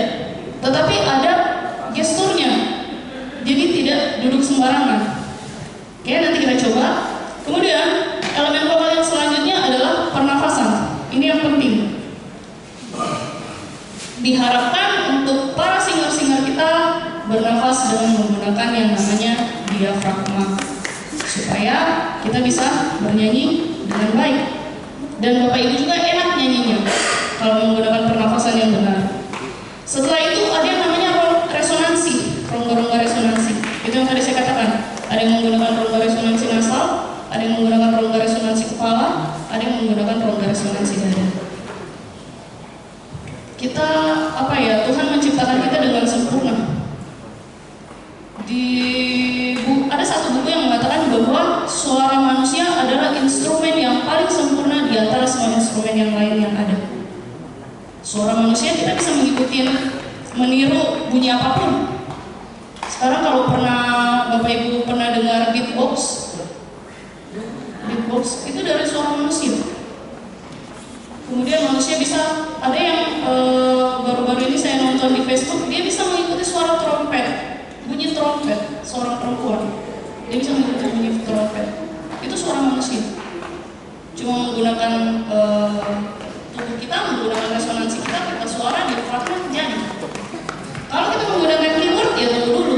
PSR berapa dulu yang kita pakai? Tunggu dulu, beli dulu PSR yang sekian. Tunggu canggih dulu ininya, baru bisa mengikuti suara itu. Makanya kenapa dikatakan bahwa manusia ini, suara manusia itu adalah instrumen yang paling sempurna. Gitar saja rongga resonansinya cuma satu yang di tengah itu. Tuhan sangat kreatif menciptakan kita. Rongga resonansi kita yang kita gunakan bisa banyak. Kita mau suara sama, bisa pakai nasal rongga hidung kita. Mau suara yang bagus, yang suara yang kayak orang melayang ke atas, bisa kita pakai rongga kepala kita. Untuk suara yang lebih ngebas, alto, bisa kita pakai rongga resonansi dada kita. Luar biasa ya. Jadi kita harus mensyukuri dan memanfaatkan rongga-rongga resonansi tersebut dengan baik. Yang terakhir adalah ini yang paling penting, artikulasi atau pengucapan. Ini juga yang selalu jadi permasalahan. Kadang penyanyi, singer di depan itu kita tidak tahu apa yang dibilang. Permasalahannya itu, ya puji syukur karena ada LCD lah, ada syair yang bisa kita baca. Coba tidak, sudah itu bahasa Batak lagi. Kami tidak didengar. Semuanya artikulasinya tidak jelas. Jadi 4 elemen ini paling tidak harus kita pahami dan bisa kita praktekkan bersama. Memang kalau kita bilang mau menguasainya dengan instan itu tidak bisa. Memang tidak bisa. Harus berproses. Kami saja sudah berproses berapa bulan, sekitar 7 bulanan ya kita latihan. Itu juga masih diprotes sana sini, masih salah dalam menggunakan. Tapi harapannya ketika kita mengetahui, paling tidak dasarnya kita ketahui, kita bisa latih secara mandiri bersama. Seperti itu. Jadi diingat postur dan gestur. Jadi ketika kita latihan sambil duduk juga ada gesturnya, ketika berdiri juga ada gesturnya. Jadi tidak sembarangan berdiri begini bukan. Apalagi kendala kalau ibu-ibu ini sudah pakai kebaya, pakai konde, pakai high heels, nah sudah suaranya sudah lari kemana-mana. Oke. Untuk gestur, kalau ini sudah kita ketahui bersama ya. Pokoknya inti dari ketika kita berdiri adalah berdiri serileks mungkin dengan posisi bahu tidak tegang, tidak naik ke atas begini. Posisi seperti posisinya seperti kalau pelatih kami ada dari gereja Rama bilang seperti orang bangga. Tapi bukan berarti dadanya dibusukkan ke depan, tidak. Seperti orang bangga. Ininya tidak naik, ininya relax. Posisinya relax. Posisi kakinya juga agak dibuka sedikit. Paling tidak selebar bahu. Jangan melebihi bahu. Seperti itu. Itu untuk posisi berdiri. Ini balance your body, keep your shoulders down. Jadi bahunya tidak naik. Usahakan berdirinya itu seimbang, badannya seimbang. Itu untuk posisi yang rileks dalam menyanyi. Karena kalau posisi kita tidak rileks, pasti suara yang keluar juga tidak akan keluar cantik. Nah, ini untuk posisi duduk. Posisi duduk juga seperti ini, tegak. Jadi tidak membungkuk seperti ini, tidak sandar. Usahakan kaki kita menyentuh lantai. Sama seperti posisi berdiri, agak dibuka juga kakinya. Jangan karena kita pakai, makanya pakai roknya jangan rok mini. Kita ke gereja jangan rok mini lah. Paling tidak di bawah lutut supaya enak dipandang. Dan kita juga yang pakai pakaian juga nggak rasa risih. Oke? Itu untuk postur. Kalau pernafasan, pernafasan ini kenapa penting? Karena pernafasan inilah yang menjadi motornya suara kita keluar. Suara kita bergetar itu karena ada nafas yang keluar. Nafas itu yang menggetarkan pita suara kita sehingga kita bisa bernyanyi. Jadi kalau nafasnya tidak baik, biasanya suaranya agak bergetar, bukan vibra. Kami puji dengan ria. Nah, itu bukan vibra, seperti itu. Terus pernapasan itu nanti berkaitan dengan yang namanya frasering. Frasering atau pengkalimatan. Kami puji dengan riang di Kau Allah yang besar. Itu harusnya satu nafas, satu frase. Nah, kalau nafasnya tidak benar, tidak kuat, satu frase itu tidak bakalan nyampe, jadi terpenggal. Maksudnya satu frase itu satu kalimat. Satu kalimat itu harus habis supaya ada maknanya. Kami puji dengan riang di Kau Allah yang besar. Itu jelas kalimatnya. Ada subjek, ada predikat, ada objek, ada keterangannya. Bagai bunga terima siang hati kami pun mekar. Satu frase lagi. Seperti itu. Jadi tidak sembarangan kita ngambil nafas. Apalagi kalau ada dua penyanyi, cara ngambil nafasnya berbeda-beda semua orang. Yang di sini baru kami puji sudah ambil nafas. Di sini baru kami sudah nafas. Jadi seperti itu. Harus diperhatikan. Memang sebagai seorang singer, kita itu dituntut juga memiliki musikalitas yang baik. Tidak cuma hanya pintar bernyanyi saja, bisa bernyanyi, tetapi kita juga harus mengerti teori musik itu dengan baik. Paling tidak ya teori musik yang kita pakai ya yang sederhana saja, kayak penentuan satu frase seperti apa, membaca melodi seperti apa, membaca ritme seperti apa. Harus seperti itu. Memang tidak mudah. Sama seperti pendeta juga kan tidak mudah. Harus menghermen untuk membuat khotbah yang baik, harus menganalisa ini itu, buka dulu bahasa Ibraninya, artinya apa, hermeneutiknya bagaimana dan lain sebagainya, untuk mempersembahkan yang terbaik.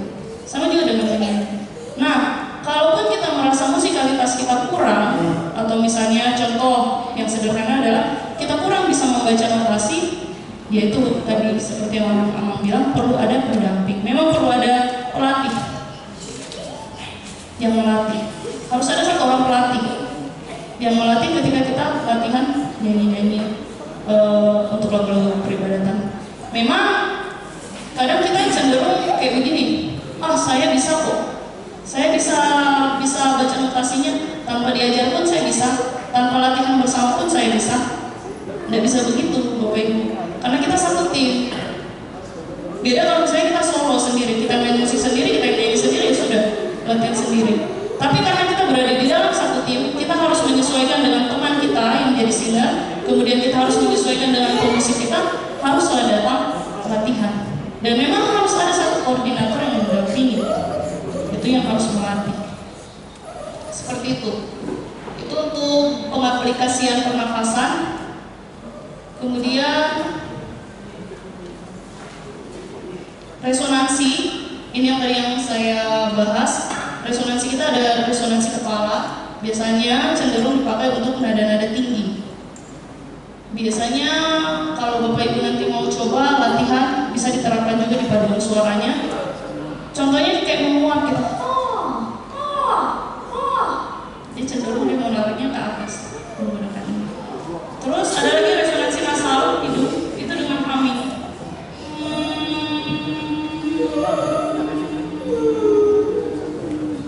Dengan menggunakan konsonan M atau N. Nanti untuk artikulasi nanti saya gambarkan untuk peletakan konsonan dan huruf hidup itu ada penempatannya di dalam rongga mulut kita. Nah, ada juga resonansi di bagian rongga mulut, kemudian ada juga resonansi dada. Itu untuk resonansi. Nah, kita masuk di dalam artikulasi. Namun sebelumnya sampai sejauh tadi, sampai di resonansi, ada yang mau ditanyakan? Kalau belum, kita akan masuk di artikulasi. Habis ini baru kita praktek.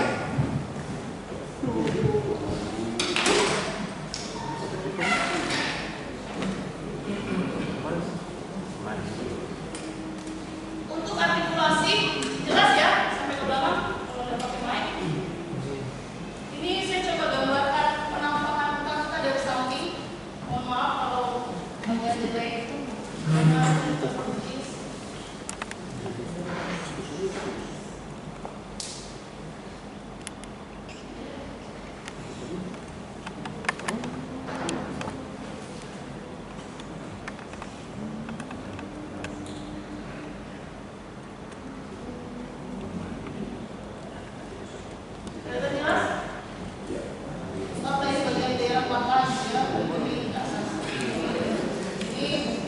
bibir bagian atas, bibir bagian bawah, dan tegak seperti itu dari samping. Nah, untuk peletakan huruf, kita kenal ada jenis huruf vokal dan huruf konsonan ya. Huruf vokal itu A, E, I, O, U, konsonan itu semua huruf mati. Ini anggap lidah ya, ini anggap gigi depan dan gigi bawah.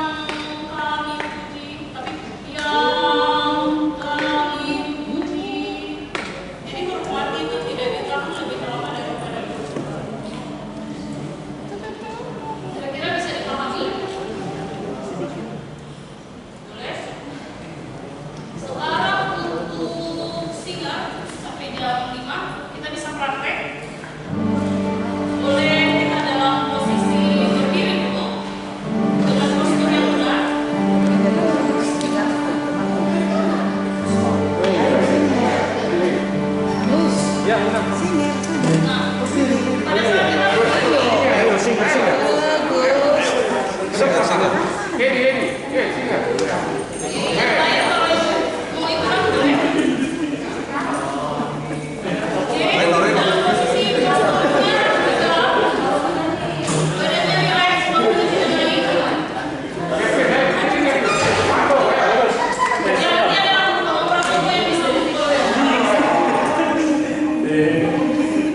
biar lebih rapi mungkin. Yang laki-laki mungkin bisa ngumpul situ sekarang. Ya, artinya baik laki muda, laki tua semua. Maksudnya ya lebih rapi. Termasuk bawa pelapor tuh. Setua udah kemudian. Termasuk ya. Situ ya, situ. Situ ya. Mau apa masa?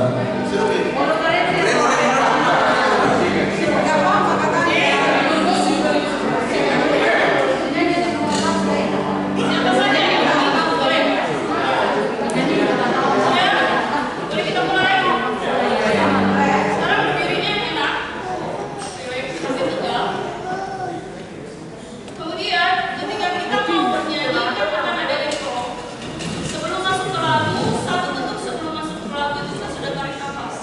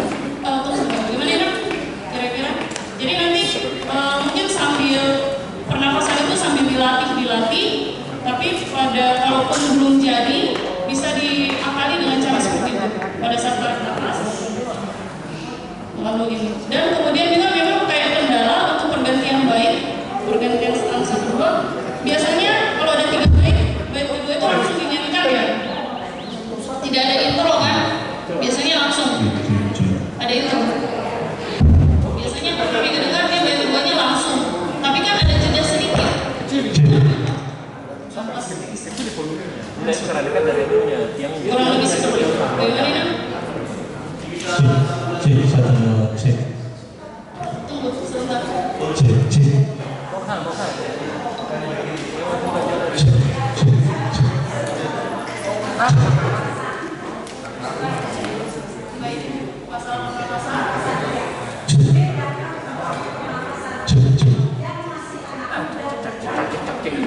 Yang sudah senior gitu lah, di atas apa? Karena biasa kan ada kita nyanyi bersama-sama nanti ada yang segala bisa nggak bisa satu kalimat gitu ya seperti yang tadi ya Mega sampaikan gitu. Yang muda dan yang apa? Yang senior ya? Ya yang masih sekarang. Terus kedua, dalam kita bernyanyi atau sumida kan 2 orang kami bisa tidak kalau sumida itu ambil suara 1 atau suara 2 atau suara 3 pecah gitu pembagian suara itu khusus sumida bisa apa enggak? Oke, baik Ina. Kalau yang pertama dulu ya, Mega jawab yang masalah pernafasan apakah beda antara yang muda dengan yang tua? Sebenarnya memang kalau kita mau perhatikan usia itu memang berpengaruh, tetapi tidak sedrastis itu. Nah, bahkan yang muda juga kan kadang tidak kuat juga nafasnya, hanya masalah di tekniknya saja. Buktinya Amang Pratomo masih jos, masih mantap. Cuman memang kadang kalau orang yang sudah cenderung tua itu yang membuat jadi turun, membuat jadi lemah adalah kekuatan menahannya yang sudah berkurang, berbeda dengan orang muda. Tapi sebetulnya ya kalau misalnya terlatih terus setiap hari dilatih terus, kalau Mega rasa sih tidak akan terlalu beda jauh. Tapi memang ya kita tidak bisa mengingkari usia pasti akan mempengaruhi segala sesuatunya seperti itu. Tapi jangan kita jadi ini tetap saja berlatih, pasti tetap akan bisa, dia akan tetap bisa bertahan seperti itu. Kemudian untuk pembagian suara ini masih menjadi di dalam kami juga di dalam musik gereja itu masih menjadi pembahasan. Tetapi tidak menjadi masalah kalau lagu tersebut sudah sangat familiar di kalangan jemaat. Seperti itu. Nah, sebetulnya untuk pembagian suara sendiri, kalau berangkat dari teori dan berangkat dari dasar musik yang kita pelajari, untuk kita itu, untuk nyanyian jemaat sendiri itu sebetulnya sebaiknya unison, satu suara, tidak berbagi. Kecuali, contoh ya, untuk gereja Kemah Injil, dia menggunakan buku nyanyian tipikalnya harmoni, jadi sudah ada SKTB-nya. Kalau di buku ini kan dia cuma satu suara. Kalau nyanyian kemenangan iman yang digunakan Kemah Injil, dia sudah memakai SKTB. Jadi dari gerejanya memperbolehkan berbagi suara, tetapi harus mengikuti format harmoni yang tertulis di dalam buku nyanyian tersebut. Kalau untuk gereja kita, kayak GPIB juga, dulu pernah diprotes. Kayak kami dulu, kalau tidak salah, bapaknya Mega juga pernah kena protes. Itu masalahnya bukan pembagian suara, bukan harmoninya, hanya sistem kanonnya saja. Jadi di dalam lagu itu ada sedikit kanonisasinya, jadi agak berbalasan sedikit. Memang di buku lagunya ada, dan itu sempat diprotes dulu sama koordinator musiknya, karena terlalu pemikirannya masih terlalu sempit. Diprotes, tapi pada perkembangannya sekarang malah itu dipakai di dalam nyanyian gereja kami, sistem kanonisasinya itu dipakai. Nah, kalau untuk yang seperti Inang tanyakan, apakah boleh partnernya yang satu pakai suara satu atau suara dua, soprannya atau mesonya, atau misalnya berpasangan dengan bapak-bapak mengambil tenornya atau bassnya, selagi tidak mengganggu keharmonisan antara penyanyi dengan pemusik. Karena kan biasanya akord yang dipakai pemusik itu akan beda. Kalau tidak mengganggu dan nyanyian itu sudah sangat familiar di tengah lingkungan jemaat, itu tidak masalah. Seperti itu. Kemudian harus diperhatikan lagi untuk suara-suara pengikutnya ini, misalnya suara meso atau suara altonya itu jangan sama besarnya dengan suara melodi aslinya. Jangan digas begitu, jangan dikasih sama. Jadi kadarnya harus berbeda, karena dia cuma sebagai harmoninya saja, pemanisnya. Tapi itu yang harus diperhatikan, jangan sampai kan ceritanya ini kita bagi suaranya sesuai feeling. Jangan sampai pembagian suaranya tidak masuk chordnya dengan musik. Itu yang nanti jadi rekod, itu yang kedengaran fals. Nanti pemusiknya main di akord, misalnya dia mainnya di akord G, terus nanti tiba-tiba kita masuk nada apa gitu, nada lain lagi. Misalnya kita masuk nada cis, di akord G tidak ada nada cis, tapi penyanyinya bagi suaranya larinya ke cis, jadinya fals. Seperti itu. Itu yang harus diperhatikan. Kurang lebih seperti itu. Nah, ada lagi yang mau ditanyakan? Ya, baik. Mungkin bisa diberikan dulu contoh musiknya atau cara menyanyikan. Saya juga tidak tahu nomornya. Jemaat yang apa? Ada jemaatnya tidak? Supaya kita misalnya 188 dengan UKB 199. Semoga yang terbaik berikan. nyanyiannya enggak?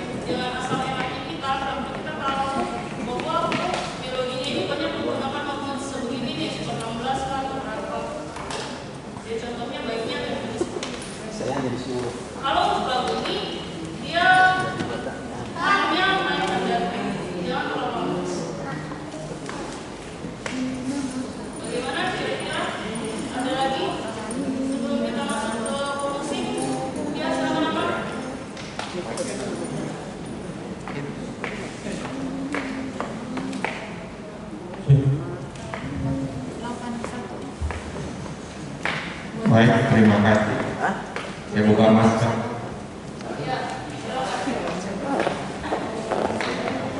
Terima kasih buat Tito Mega ya. Saya sangat apresiasi ya, menurut saya ini hal yang sangat bagus dan harapan kami ini akan berkesinambungan, nggak stop sampai di sini. Itu yang pertama. Yang kedua, barangkali saya punya ide atau pandangan seperti ini. Kalau secara teknis tadi vokal sudah kita ikuti, hanya ke musik yang belum. Tapi karena saya ini mau ada yang mau saya kerjakan pada kesempatan ini, begini toh. Pada minggu-minggu ibadah itu mengurangi hikmat ya atau sukacita, katakanlah seperti itu, antara tadi udah sangat saya garis bawahi tadi, gereja yang baik, gereja yang bernyanyi. Kita bertolak belakang, start dari situ tentunya di lapangannya harmonisasi kan itu ya. Tadi harmonisasi itu isiannya itu adalah antara notasi, artikulasi dan lain sebagainya. Yang saya garis bawahi antara 3 unsur itu, yaitu singers atau pemandu lagu, organis dan soundman. Oke, untuk soundman coba kita belakangkan dulu, dalam artian bukan nggak kita perhatikan, tapi karena itu memerlukan waktu dan biaya lah, tanda kutip seperti itu, dan perlu mendatangkan ahlinya ya. Tentu itu masih dalam tahap penyempurnaan. Tapi yang udah ready kita yaitu organis, pemain musik dan pemandu lagu. Nah, saya berpandangan seperti ini, gitu ya. Seringkali dalam ibadah minggu itu antara organis dan singers itu beraneka corak, dalam artian gini, sebelum pemandu lagu menyanyi tentu kan ada intro dulu ya, musik katakanlah seperti itu. Nah, ini sebaiknya sesuai ilmu yang kita miliki, sebaiknya itu masuknya seperti apa? Misal ada juga dari referen dulu kan gitu ya, dari referen dulu, atau ada juga yang sepengetahuan saya ini benar atau tidak, ada juga dari ucapan start lagu pertama terus berapa ketuk terus masuk lagunya. Nah, harapan kami seperti ini, itu sesuai teknik yang benar seperti apa, supaya itu disosialisasikan pada hari ini, dan lebih bagus disepakati antara organis, pemain musik sama singers, sehingga siapapun organisnya, siapapun singersnya, itu sudah menjadi komitmen yang bersama seperti ini mau masuknya. Nah, kedua, kadang ini juga beraneka ragam. Misalnya lagu ayat pertama ya, itu ya udah dinyanyikan, mau masuk kedua itu seperti apa ya? Idealnya secara aturan main ya, secara ilmunya lah seperti itu ya, secara ilmiahnya seperti itu. Nah, ada yang dari ayat pertama, ayat kedua ada sedikit variasi tentang masuk. Ada yang langsung habis bait pertama langsung cuk masuk kedua. Ada juga intronya sedikit berkepanjangan baru masuk. Nah, ini barangkali dalam kesempatan yang sangat baik ini perlu ada suatu komitmen dalam artian seragaman, karena apapun itu sangat mempengaruhi jalannya ibadah. Kadang ada lebih mendahului, ada ketinggalan seperti itu.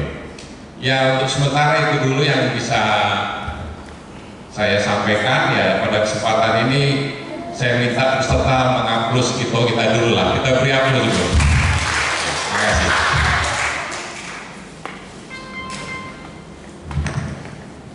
Baik, untuk permasalahan musik, pemusik musik dengan pemandu lagu. Untuk intro, ini yang perlu kita ketahui, lagu yang kita bawakan ini adalah lagu hymn dan juga lagu mazmur. Untuk lagu hymn, ketika kita membuat intro lagu, itu tidak boleh menghilangkan identitas dari hymn itu sendiri. Jadi sah-sah saja aman, mau diambil di bagian akhir lagu, mau diambil di bagian awal lagu. Hanya saja kalau diambil di bagian awal lagu, itu biasanya diperuntukkan untuk nyanyian yang belum pernah atau masih kurang familiar di jemaat.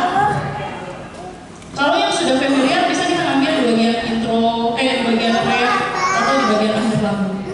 Jadi untuk lagu hymn ini tidak diperbolehkan, ini konteksnya dalam nyanyian liturgi ya, di dalam ibadah, tidak diperbolehkan mengambil intro lain, khusus lagu hymn dan mazmur. Jadi memang harus mengambil intro yang menjadi identitas dari lagu tersebut. Misalnya tadi kayak yang saya kasih contoh itu lagu suci, saya ambil bagian akhirnya.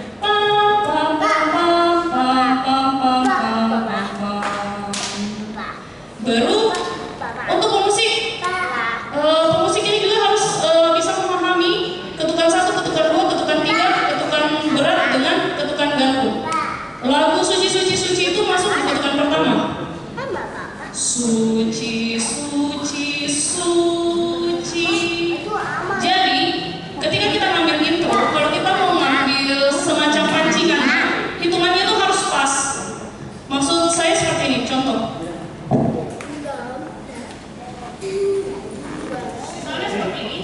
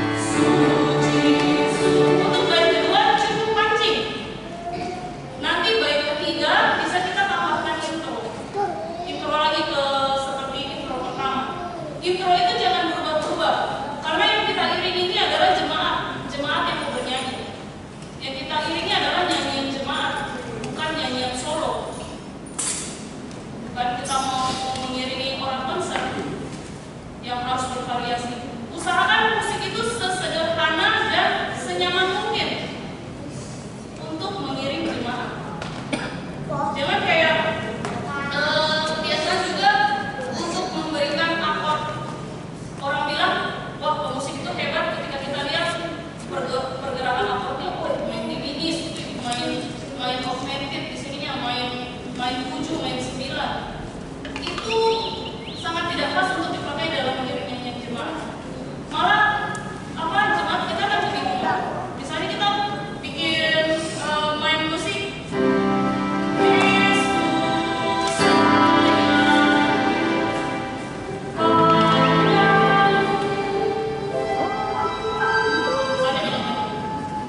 itu nggak cocok untuk mengiring jemaat.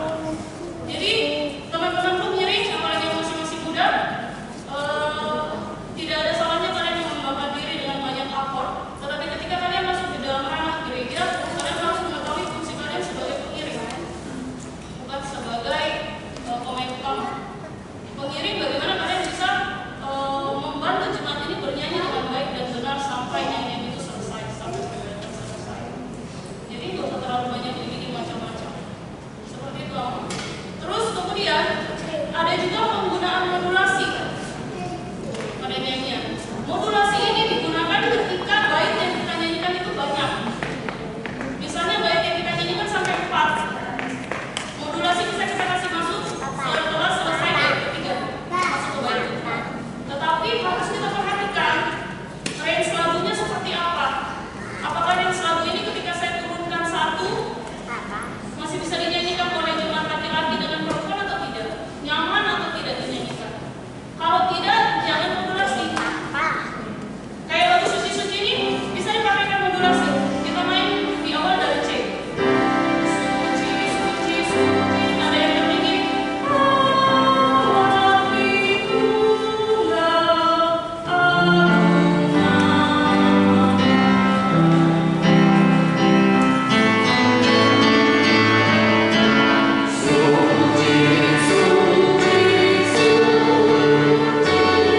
itu masih bisa dipakai untuk modulasi.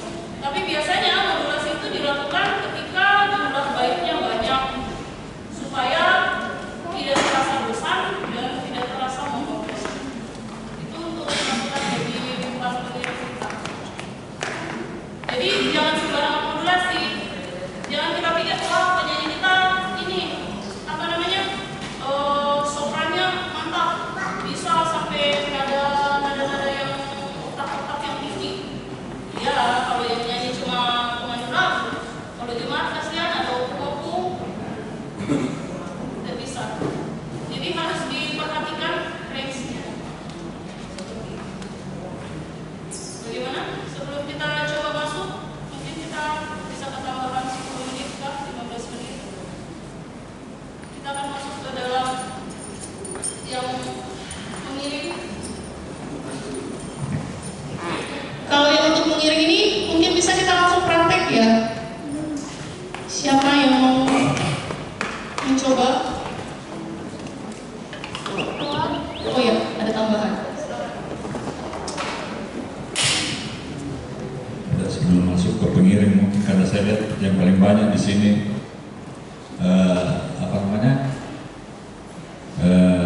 pemandu lagu.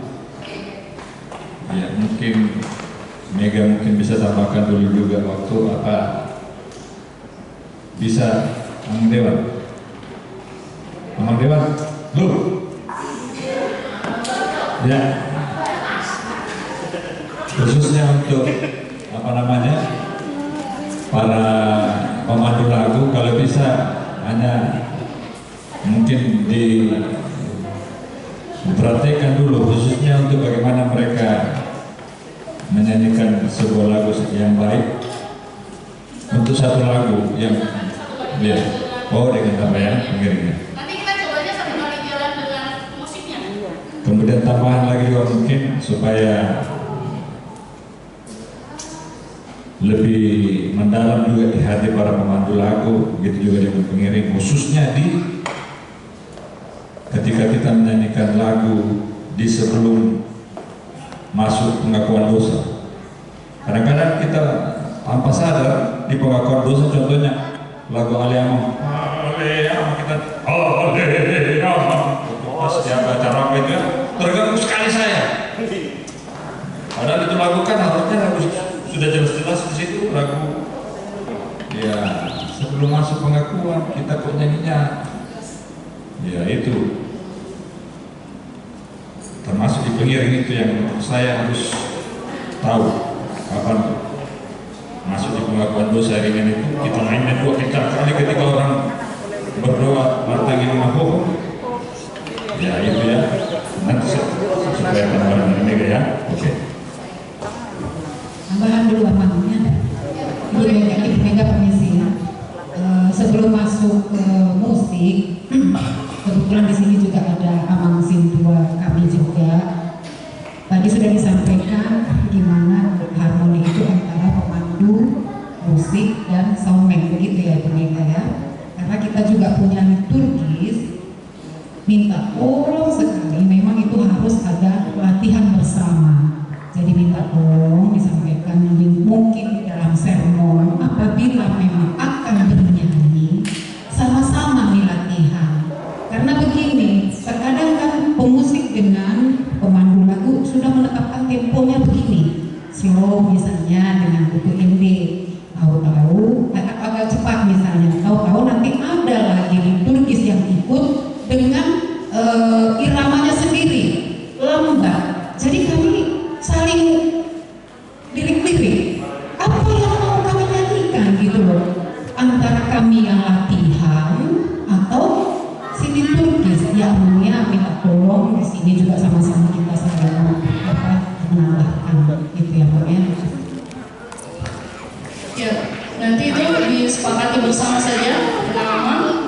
Kemudian kalau untuk pelatihan seperti ini memang sebaiknya jangan dibatasi hanya sebatas pemandu lagu saja dengan pemusik saja, karena kan ada yang lain juga ya seperti liturgos yang kadang juga memiliki permasalahan yang sama. Oke, baik, nanti kita akan coba praktek pemandu lagu dengan pemusiknya sekaligus. Sebelumnya ini hanya untuk hal saja, ada beberapa hal penting yang harus diperhatikan oleh seorang pengiring nyanyian jemaat, khususnya di gereja HKBP yang menggunakan sistem satu instrumen, kecuali yang di lantai atas ya yang menggunakan full band.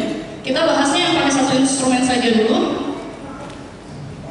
Nah, yang harus diperhatikan dalam mengiring nyanyian jemaat sama seperti penyanyi, kita harus tahu praseringnya, melodinya seperti apa, terus pemenggalannya seperti apa. Karena ketika kita bermain musik itu sama dengan bernyanyi.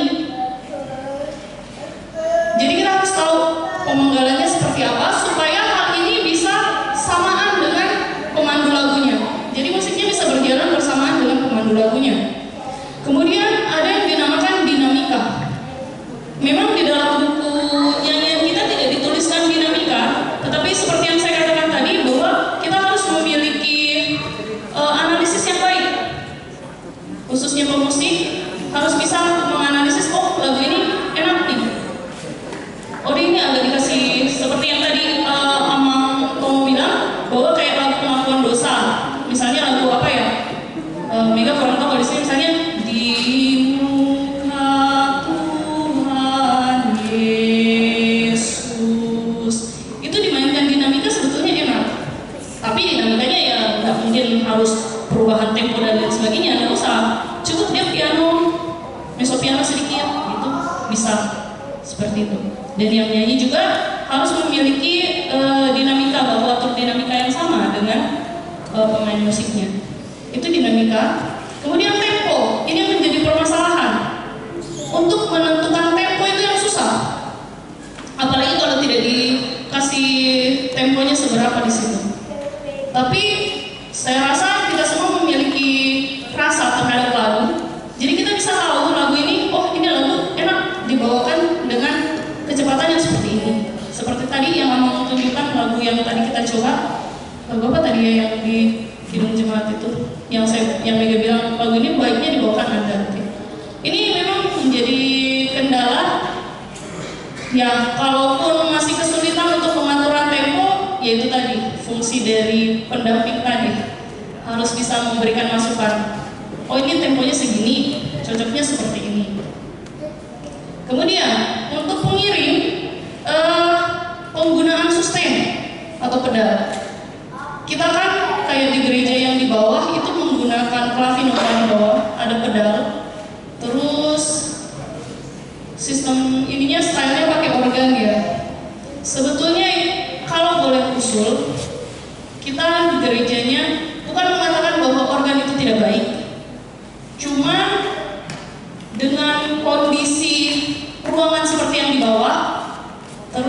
dengan kondisi apa namanya singer-singer kita yang powernya besar, itu sebaiknya kita menggunakan style piano saja, jangan organ lagi. Hanya kalaupun mau ditambahkan bisa tambahkan string, itu jauh lebih enak didengar ketimbang kita full organ. Pernah satu kali ada dua pemain,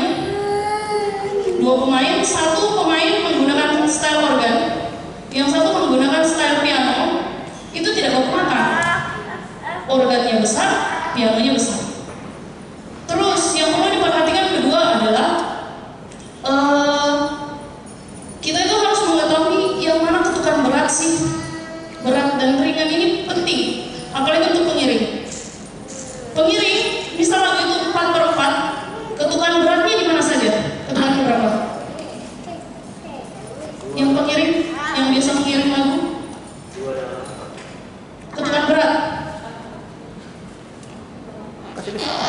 Ketukan 1 dan 3. Tetapi ketukan 3 tidak akan lebih berat dari ketukan 1. Yang untuk ketukan lainnya ringan. Maksudnya penentuan ketukan berat ini apa sih? Penentuan ketukan berat ini adalah untuk peletakan akord. Misalnya, kayak kita baru belajar, kita bingung mau menentukan akord itu di mana. Ya ingat aja, 1, 3. Ketukan pertama itu pasti masuk akord.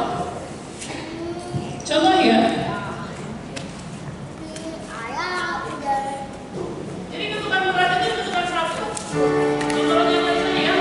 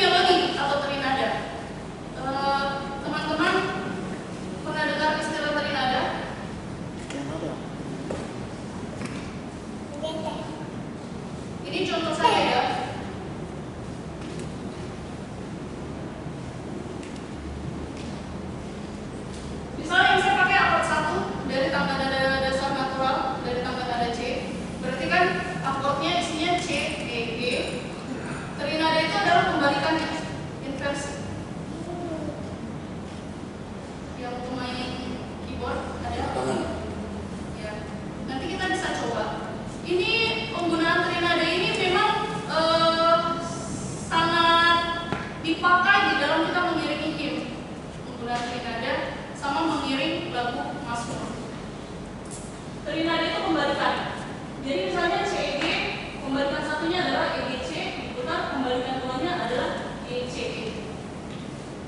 Ini harus dikuasai kalau kita mau mengiring tim, berbeda dengan iringan kontemporer ya. Kalau kontemporer tidak terlalu memperhatikan terinada. Kenapa kita harus menguasai terinada ini? Karena nanti tangan kanan kita ini akan memainkan melodi. Melodi itu nanti kuncinya ada di jari kelingking kita. Melodi itu nanti dimainkan untuk di yang tertingginya, nada tertingginya di sini kelingking. Jadi terinada ini membantu kita untuk memainkan melodi. Misalnya tadi,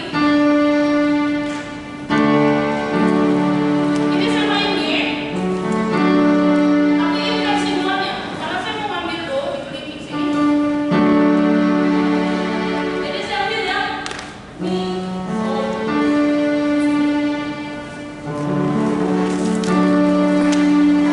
Saya ambil mi, sol, do. Yang teman-teman perhatikan yang bagian atas yang di kotak. Kalau yang di bawah itu tuh untuk penjariannya.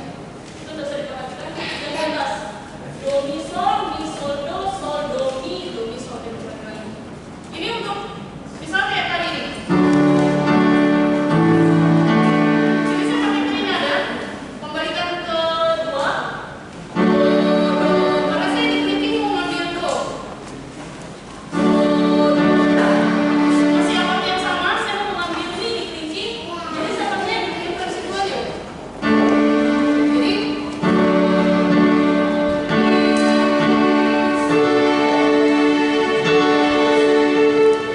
Jadi saya pakai berputar dasarnya.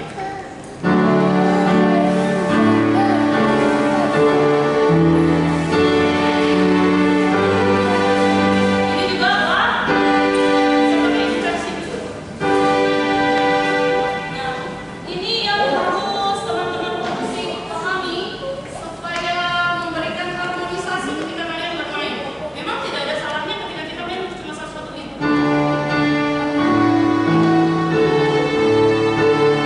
Ada salah, bahkan kurang harmonis. Bisa ditambahkan interval. Cara gampang itu adalah penggunaan terinada.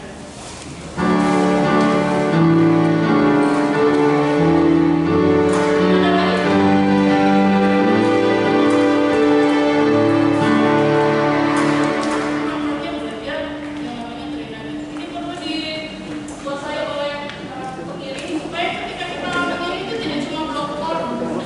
Karena lagu yang kita mainkan ini lagu hip. Apalagi kalau kita membawakan lagu Mazmur. Mazmur itu harus penuh terinada. Lagu Mazmur contohnya kayak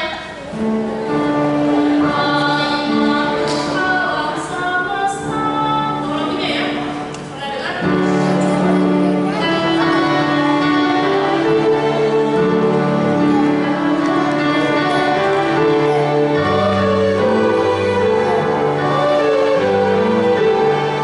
Itu semuanya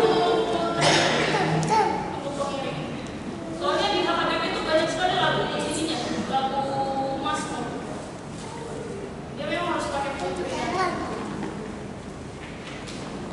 Kira-kira untuk sejauh ini sebelum kita coba praktek ada pertanyaan. Memang kalau cuma satu kali begini akan susah. Karena satu kali kita seperti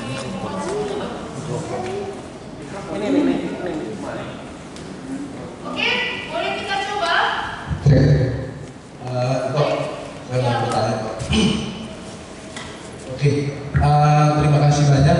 Kesempatannya saya cuma mau bertanya, sharing-sharing dan diskusi sedikit. Memang yang disampaikan itu dari awal tadi saya datang, saya setuju sekali, Pak. Tapi memang ada keunikan tersendiri dalam lagu di buku ND, karena basicnya HKBP ini adalah buku ND. Seperti yang itu baru setelah kita disampaikan, di HKBP itu kebanyakan lagunya adalah Mazmur. Karena di luar buku ND kebanyakan iramanya 2/4, 3/4, 4/4. Kalau di buku ND lebih dari 3 itu. Ada 2/2, 2/3, 3/2, 3/4, 4/4, 6/4, 6/8, 9/8, 12/8, bahkan dibolak-balik. Ada lagi yang unik dalam satu lagu, satu ayat dua nama yang berbeda. Pernah saya ini gitu, 2/4 di awal, masuk refren 2/4. Begitu di akhir 3/4. Jadi unik gitu. Kemudian saya kan pernah diajarin juga terkait dengan mengiringi lagu UND. Dan teori yang saya sampaikan tadi sudah setuju, saya sepakat. Cuman dasar HKBP mengiring buku ND, teori ini bisa dipakai, tapi yang jadi dasarnya adalah buku logo. Jadi sebagai informasi juga gitu, ada namanya buku logo, tebal itu kok.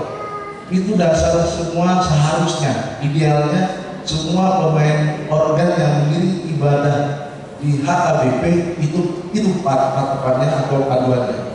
Tapi mungkin berjalannya waktu, kemudian keterbatasan regenerasi mengenai membaca buku-buku, sehingga kayak saya lah, generasi berikutnya waktu saya masih kecil mungkin saya masih diajarin baca buku-buku. Setelah saya sudah dewasa karena kesibukan dan macam-macam, akhirnya buku-buku itu nggak saya pakai lagi, saya tinggalkan, sehingga saya pakainya feeling, jujur aja loh. Sehingga membuat ingatan saya dulu pernah saya belajar, saya sering mendengar dari YouTube. Karena kalau saya baca buku logo itu waktu di saat misalnya hari itu ibadah, baca buku logo itu kan tidak hanya satu kali saja, cukup satu hari karena membalut gitu.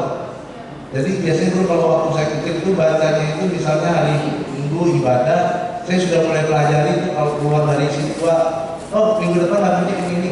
Saya mungkin dari anak itu sudah belajar, sehingga begitu masuk ke Jumat atau Sabtu ketemu song leader, saya sudah yang kasih tahu begini loh, yang begini loh. Jadi akhirnya harmonisasinya dapat lagunya yang sesuai buku logo, dan juga si song leader tadi menyanyikannya. Tapi memang sih yang disampaikan itu tadi sudah setuju sekali saya. Cuma memang kedepannya harapan saya adalah dari gereja HKBP yang tadi yang disampaikan itu pendampingan yang perlu di saat nanti mau ibadah, ada pendampingan dari siapapun itu yang mendampingi dari internal gereja atau dari eksternal gereja, bisa tampil latihan didampingi agar betul-betul teori-teori yang kita dapat hari ini tidak hanya hari ini hilang. Tidur kita nanti malam, besok pagi sudah hilang. Yakinlah saya, nggak akan ingat semuanya. Paling nggak kita bawa pulang dari sini 10%. Tapi lebih baiknya adalah next, begitu kita latihan, ada pendampingan, sehingga teori-teori yang kita dapat nanti akan kita bisa praktekkan dan mendampingi lah istilahnya. Itu sih. Jadi mungkin sebagai saya ngajar itu buku ND kalau di HKBP itu ada memang lagi panduannya, belum namanya, sehingga memang agak beda untuk mengiringinya. Demikian Pak.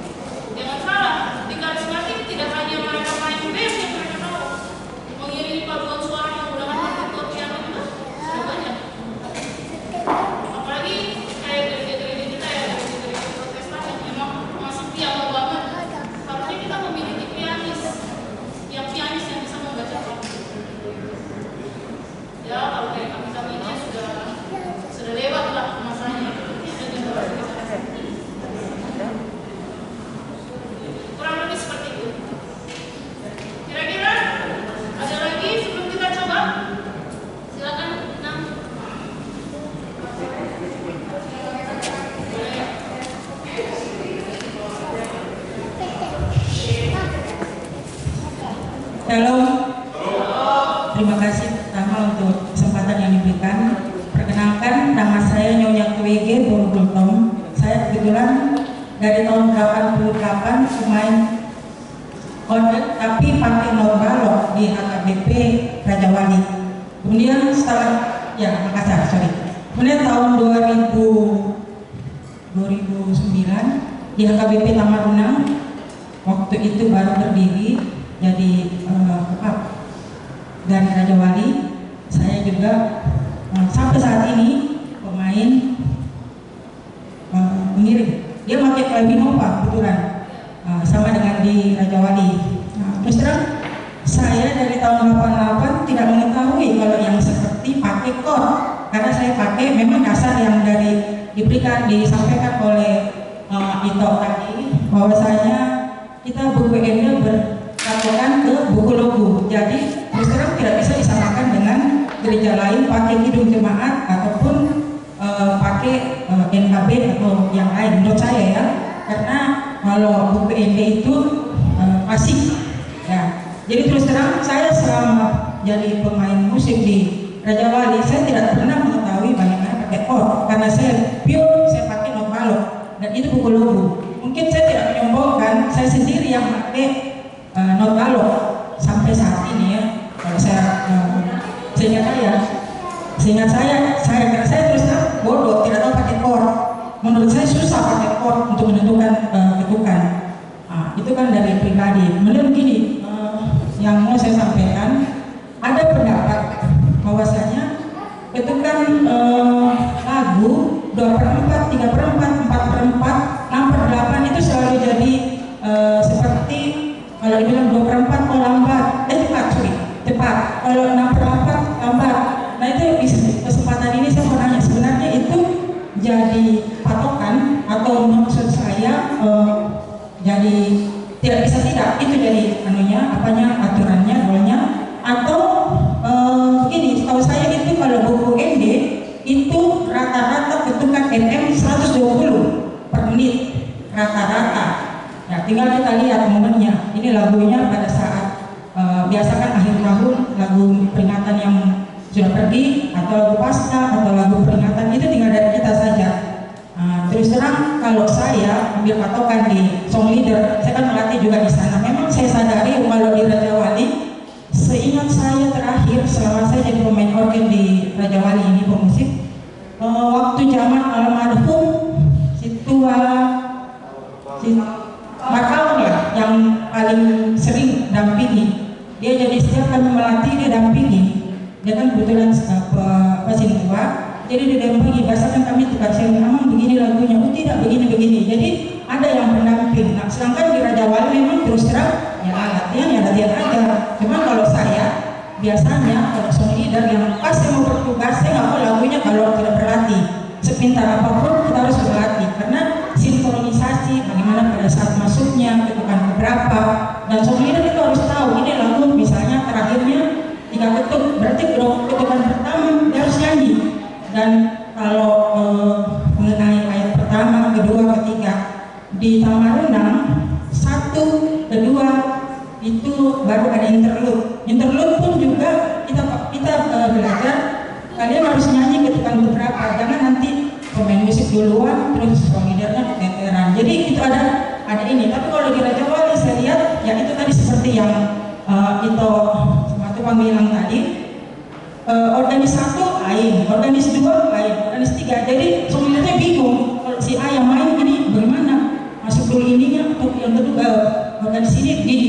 Jadi memang perlu ada kesepakatan semua. Misalnya menurut saya organis dan pemusik ayat pertama itu begini. Dan kalau saya sendiri pendapat saya pribadi untuk mengiringi gereja yang bawah, kalau saya pribadi ya, maaf kalau ada yang tidak sepakat, itu menurut saya style jangan berubah-ubah. Nanti style sudah organ misalnya tengah-tengah orkestra, belakang lagi string. Jadi jadinya kita nggak khusyuk jadinya kalau menurut saya. Jadi kalau memang sudah piano aja, lain kalau di gereja sini di atas yang full bandnya itu nggak masalah menurut saya ya.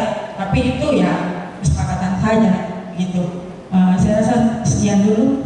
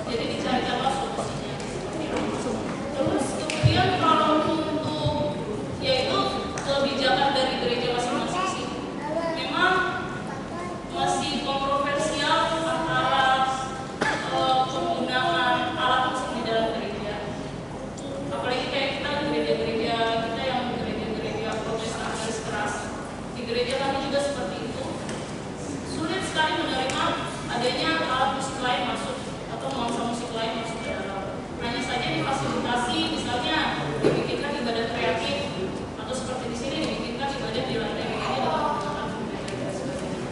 Cuma memang kalau dari saya pribadi, kita itu tidak boleh terlalu, kalau pendapat saya, tidak boleh terlalu menutup diri. Yang membuat kita menutup diri itulah yang menyebabkan banyak generasi-generasi penerus gereja ini yang lari. Terus kalau kita pelajari dari perjanjian lama masuk ke perjanjian baru, masuk ke periode-periode musik dari awal pertengahan dan berkelanjutan, Einstein, dan sebagainya sampai kemudian musik itu berkembang. Musik itu zaman barok alat musik yang ada cuma harpsichord. Harpsichord itu tidak ada dinamika di dalamnya. Itu yang menggunakan Johann Sebastian Bach. Tidak ada dinamika, tidak ada bentuk yang seperti piano yang bisa diproduksi, yang bisa diaduk apa, bisa diproduksi seperti itu, tidak ada. Kemudian dari harpsichord itu bergerak ke zaman selanjutnya musiknya berubah, mulai musik klasik, mulai masuk piano dan sebagainya. Apa yang terjadi? Musik di dalam gereja itu kan berubah sesuai dengan perkembangan nyanyian. Kemudian masuk lagi ke zaman berikutnya, sudah masuk ada model biola, ada alat musik string lainnya, ada alat musik biung dan lain sebagainya. Berubah lagi musiknya, berubah pula nyanyian. Jadi kalaupun di dalam gereja kita ini yang di lantai bawah menggunakan yang seperti tadi misalnya ada yang menggunakan string, ada yang menggunakan organ dan lain sebagainya, ada yang duet lah, piano dengan string. Kalau menurut saya ya tidak apa-apa, tidak masalah, asalkan harmonis. Jangan semuanya mendominasi. Jangan misalnya sudah pianonya mendominasi, stringnya juga mendominasi. Mungkin diakalinya seperti itu. Cuman kalau misalnya kita mau bersikukuh untuk tetap kepada tradisi gereja kita yang hanya menggunakan misalnya contoh organ saja seperti gereja Katolik, sah-sah saja. Tetapi bikinlah peraturan seperti gereja Katolik. Memang tidak ada alat musik lain selain organ, tidak ada bunyi lain, piano pun tidak ada di gereja Katolik. Dan itu tergantung kesepakatan dari gereja itu sendiri. Hanya saja konsekuensinya yang harus kita terima adalah bahwa ya generasi-generasi muda akan merasa oh gereja kita monoton ya. Makanya banyak yang lari ke gereja-gereja sebut saja yang arisan. Jadi menurut saya sih tidak masalah ya kalau ada pembaharuan di dalam gereja tersebut, tetapi tidak mengubah doktrin di dalam gereja tersebut, tidak mengubah tradisi. Kalaupun ada pembaharuan pembaharuan di alat musiknya ya tentunya tidak masalah. Yang lama tetap dipertahankan, sekalipun ada yang baru masuk ya tidak menjadi suatu permasalahan. Itu pendapat saya. Seperti itu. Bagaimana? Seperti sudah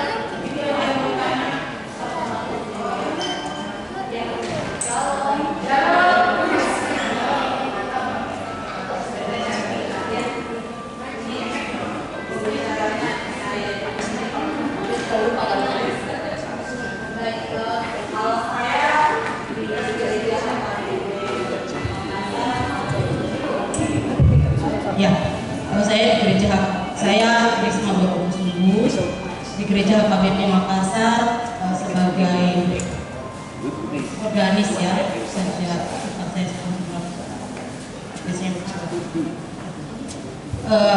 Tadi mau ini komen ada kalimat yang saya kira oke setuju.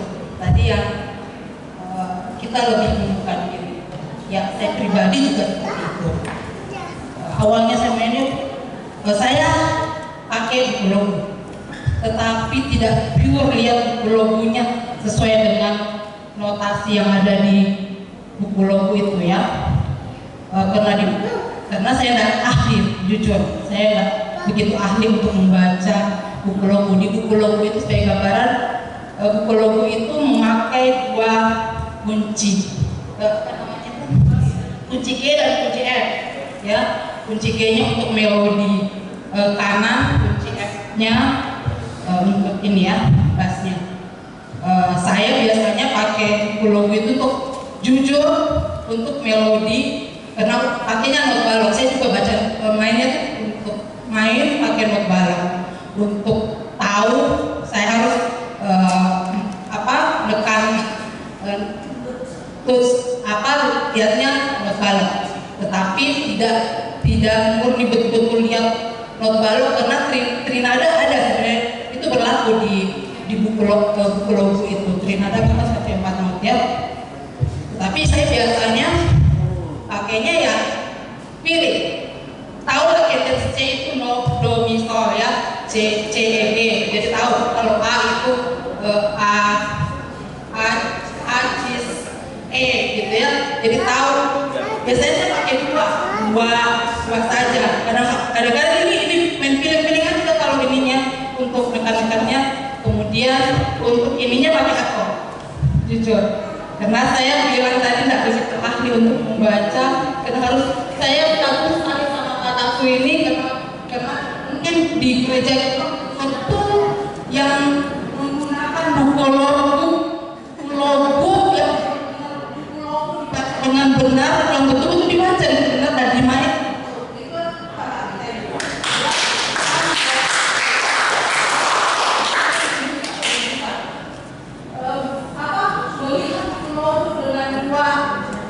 Kunci C dan F itu saya mau belajar. Jadi ya untuk tadi yang buka diri ya itu suka dilakukan ya. Terus terang saya kalau sudah tugas itu saya lakukannya kalau bagusnya sepakat dengan sikapnya nih. Kayaknya bagus ini lagu kalau kita pakai hitamnya gitu. Itu namanya pakai musiknya. Tapi sepakat dengan dengernya, sepakat dengan sikapnya. Kenapa?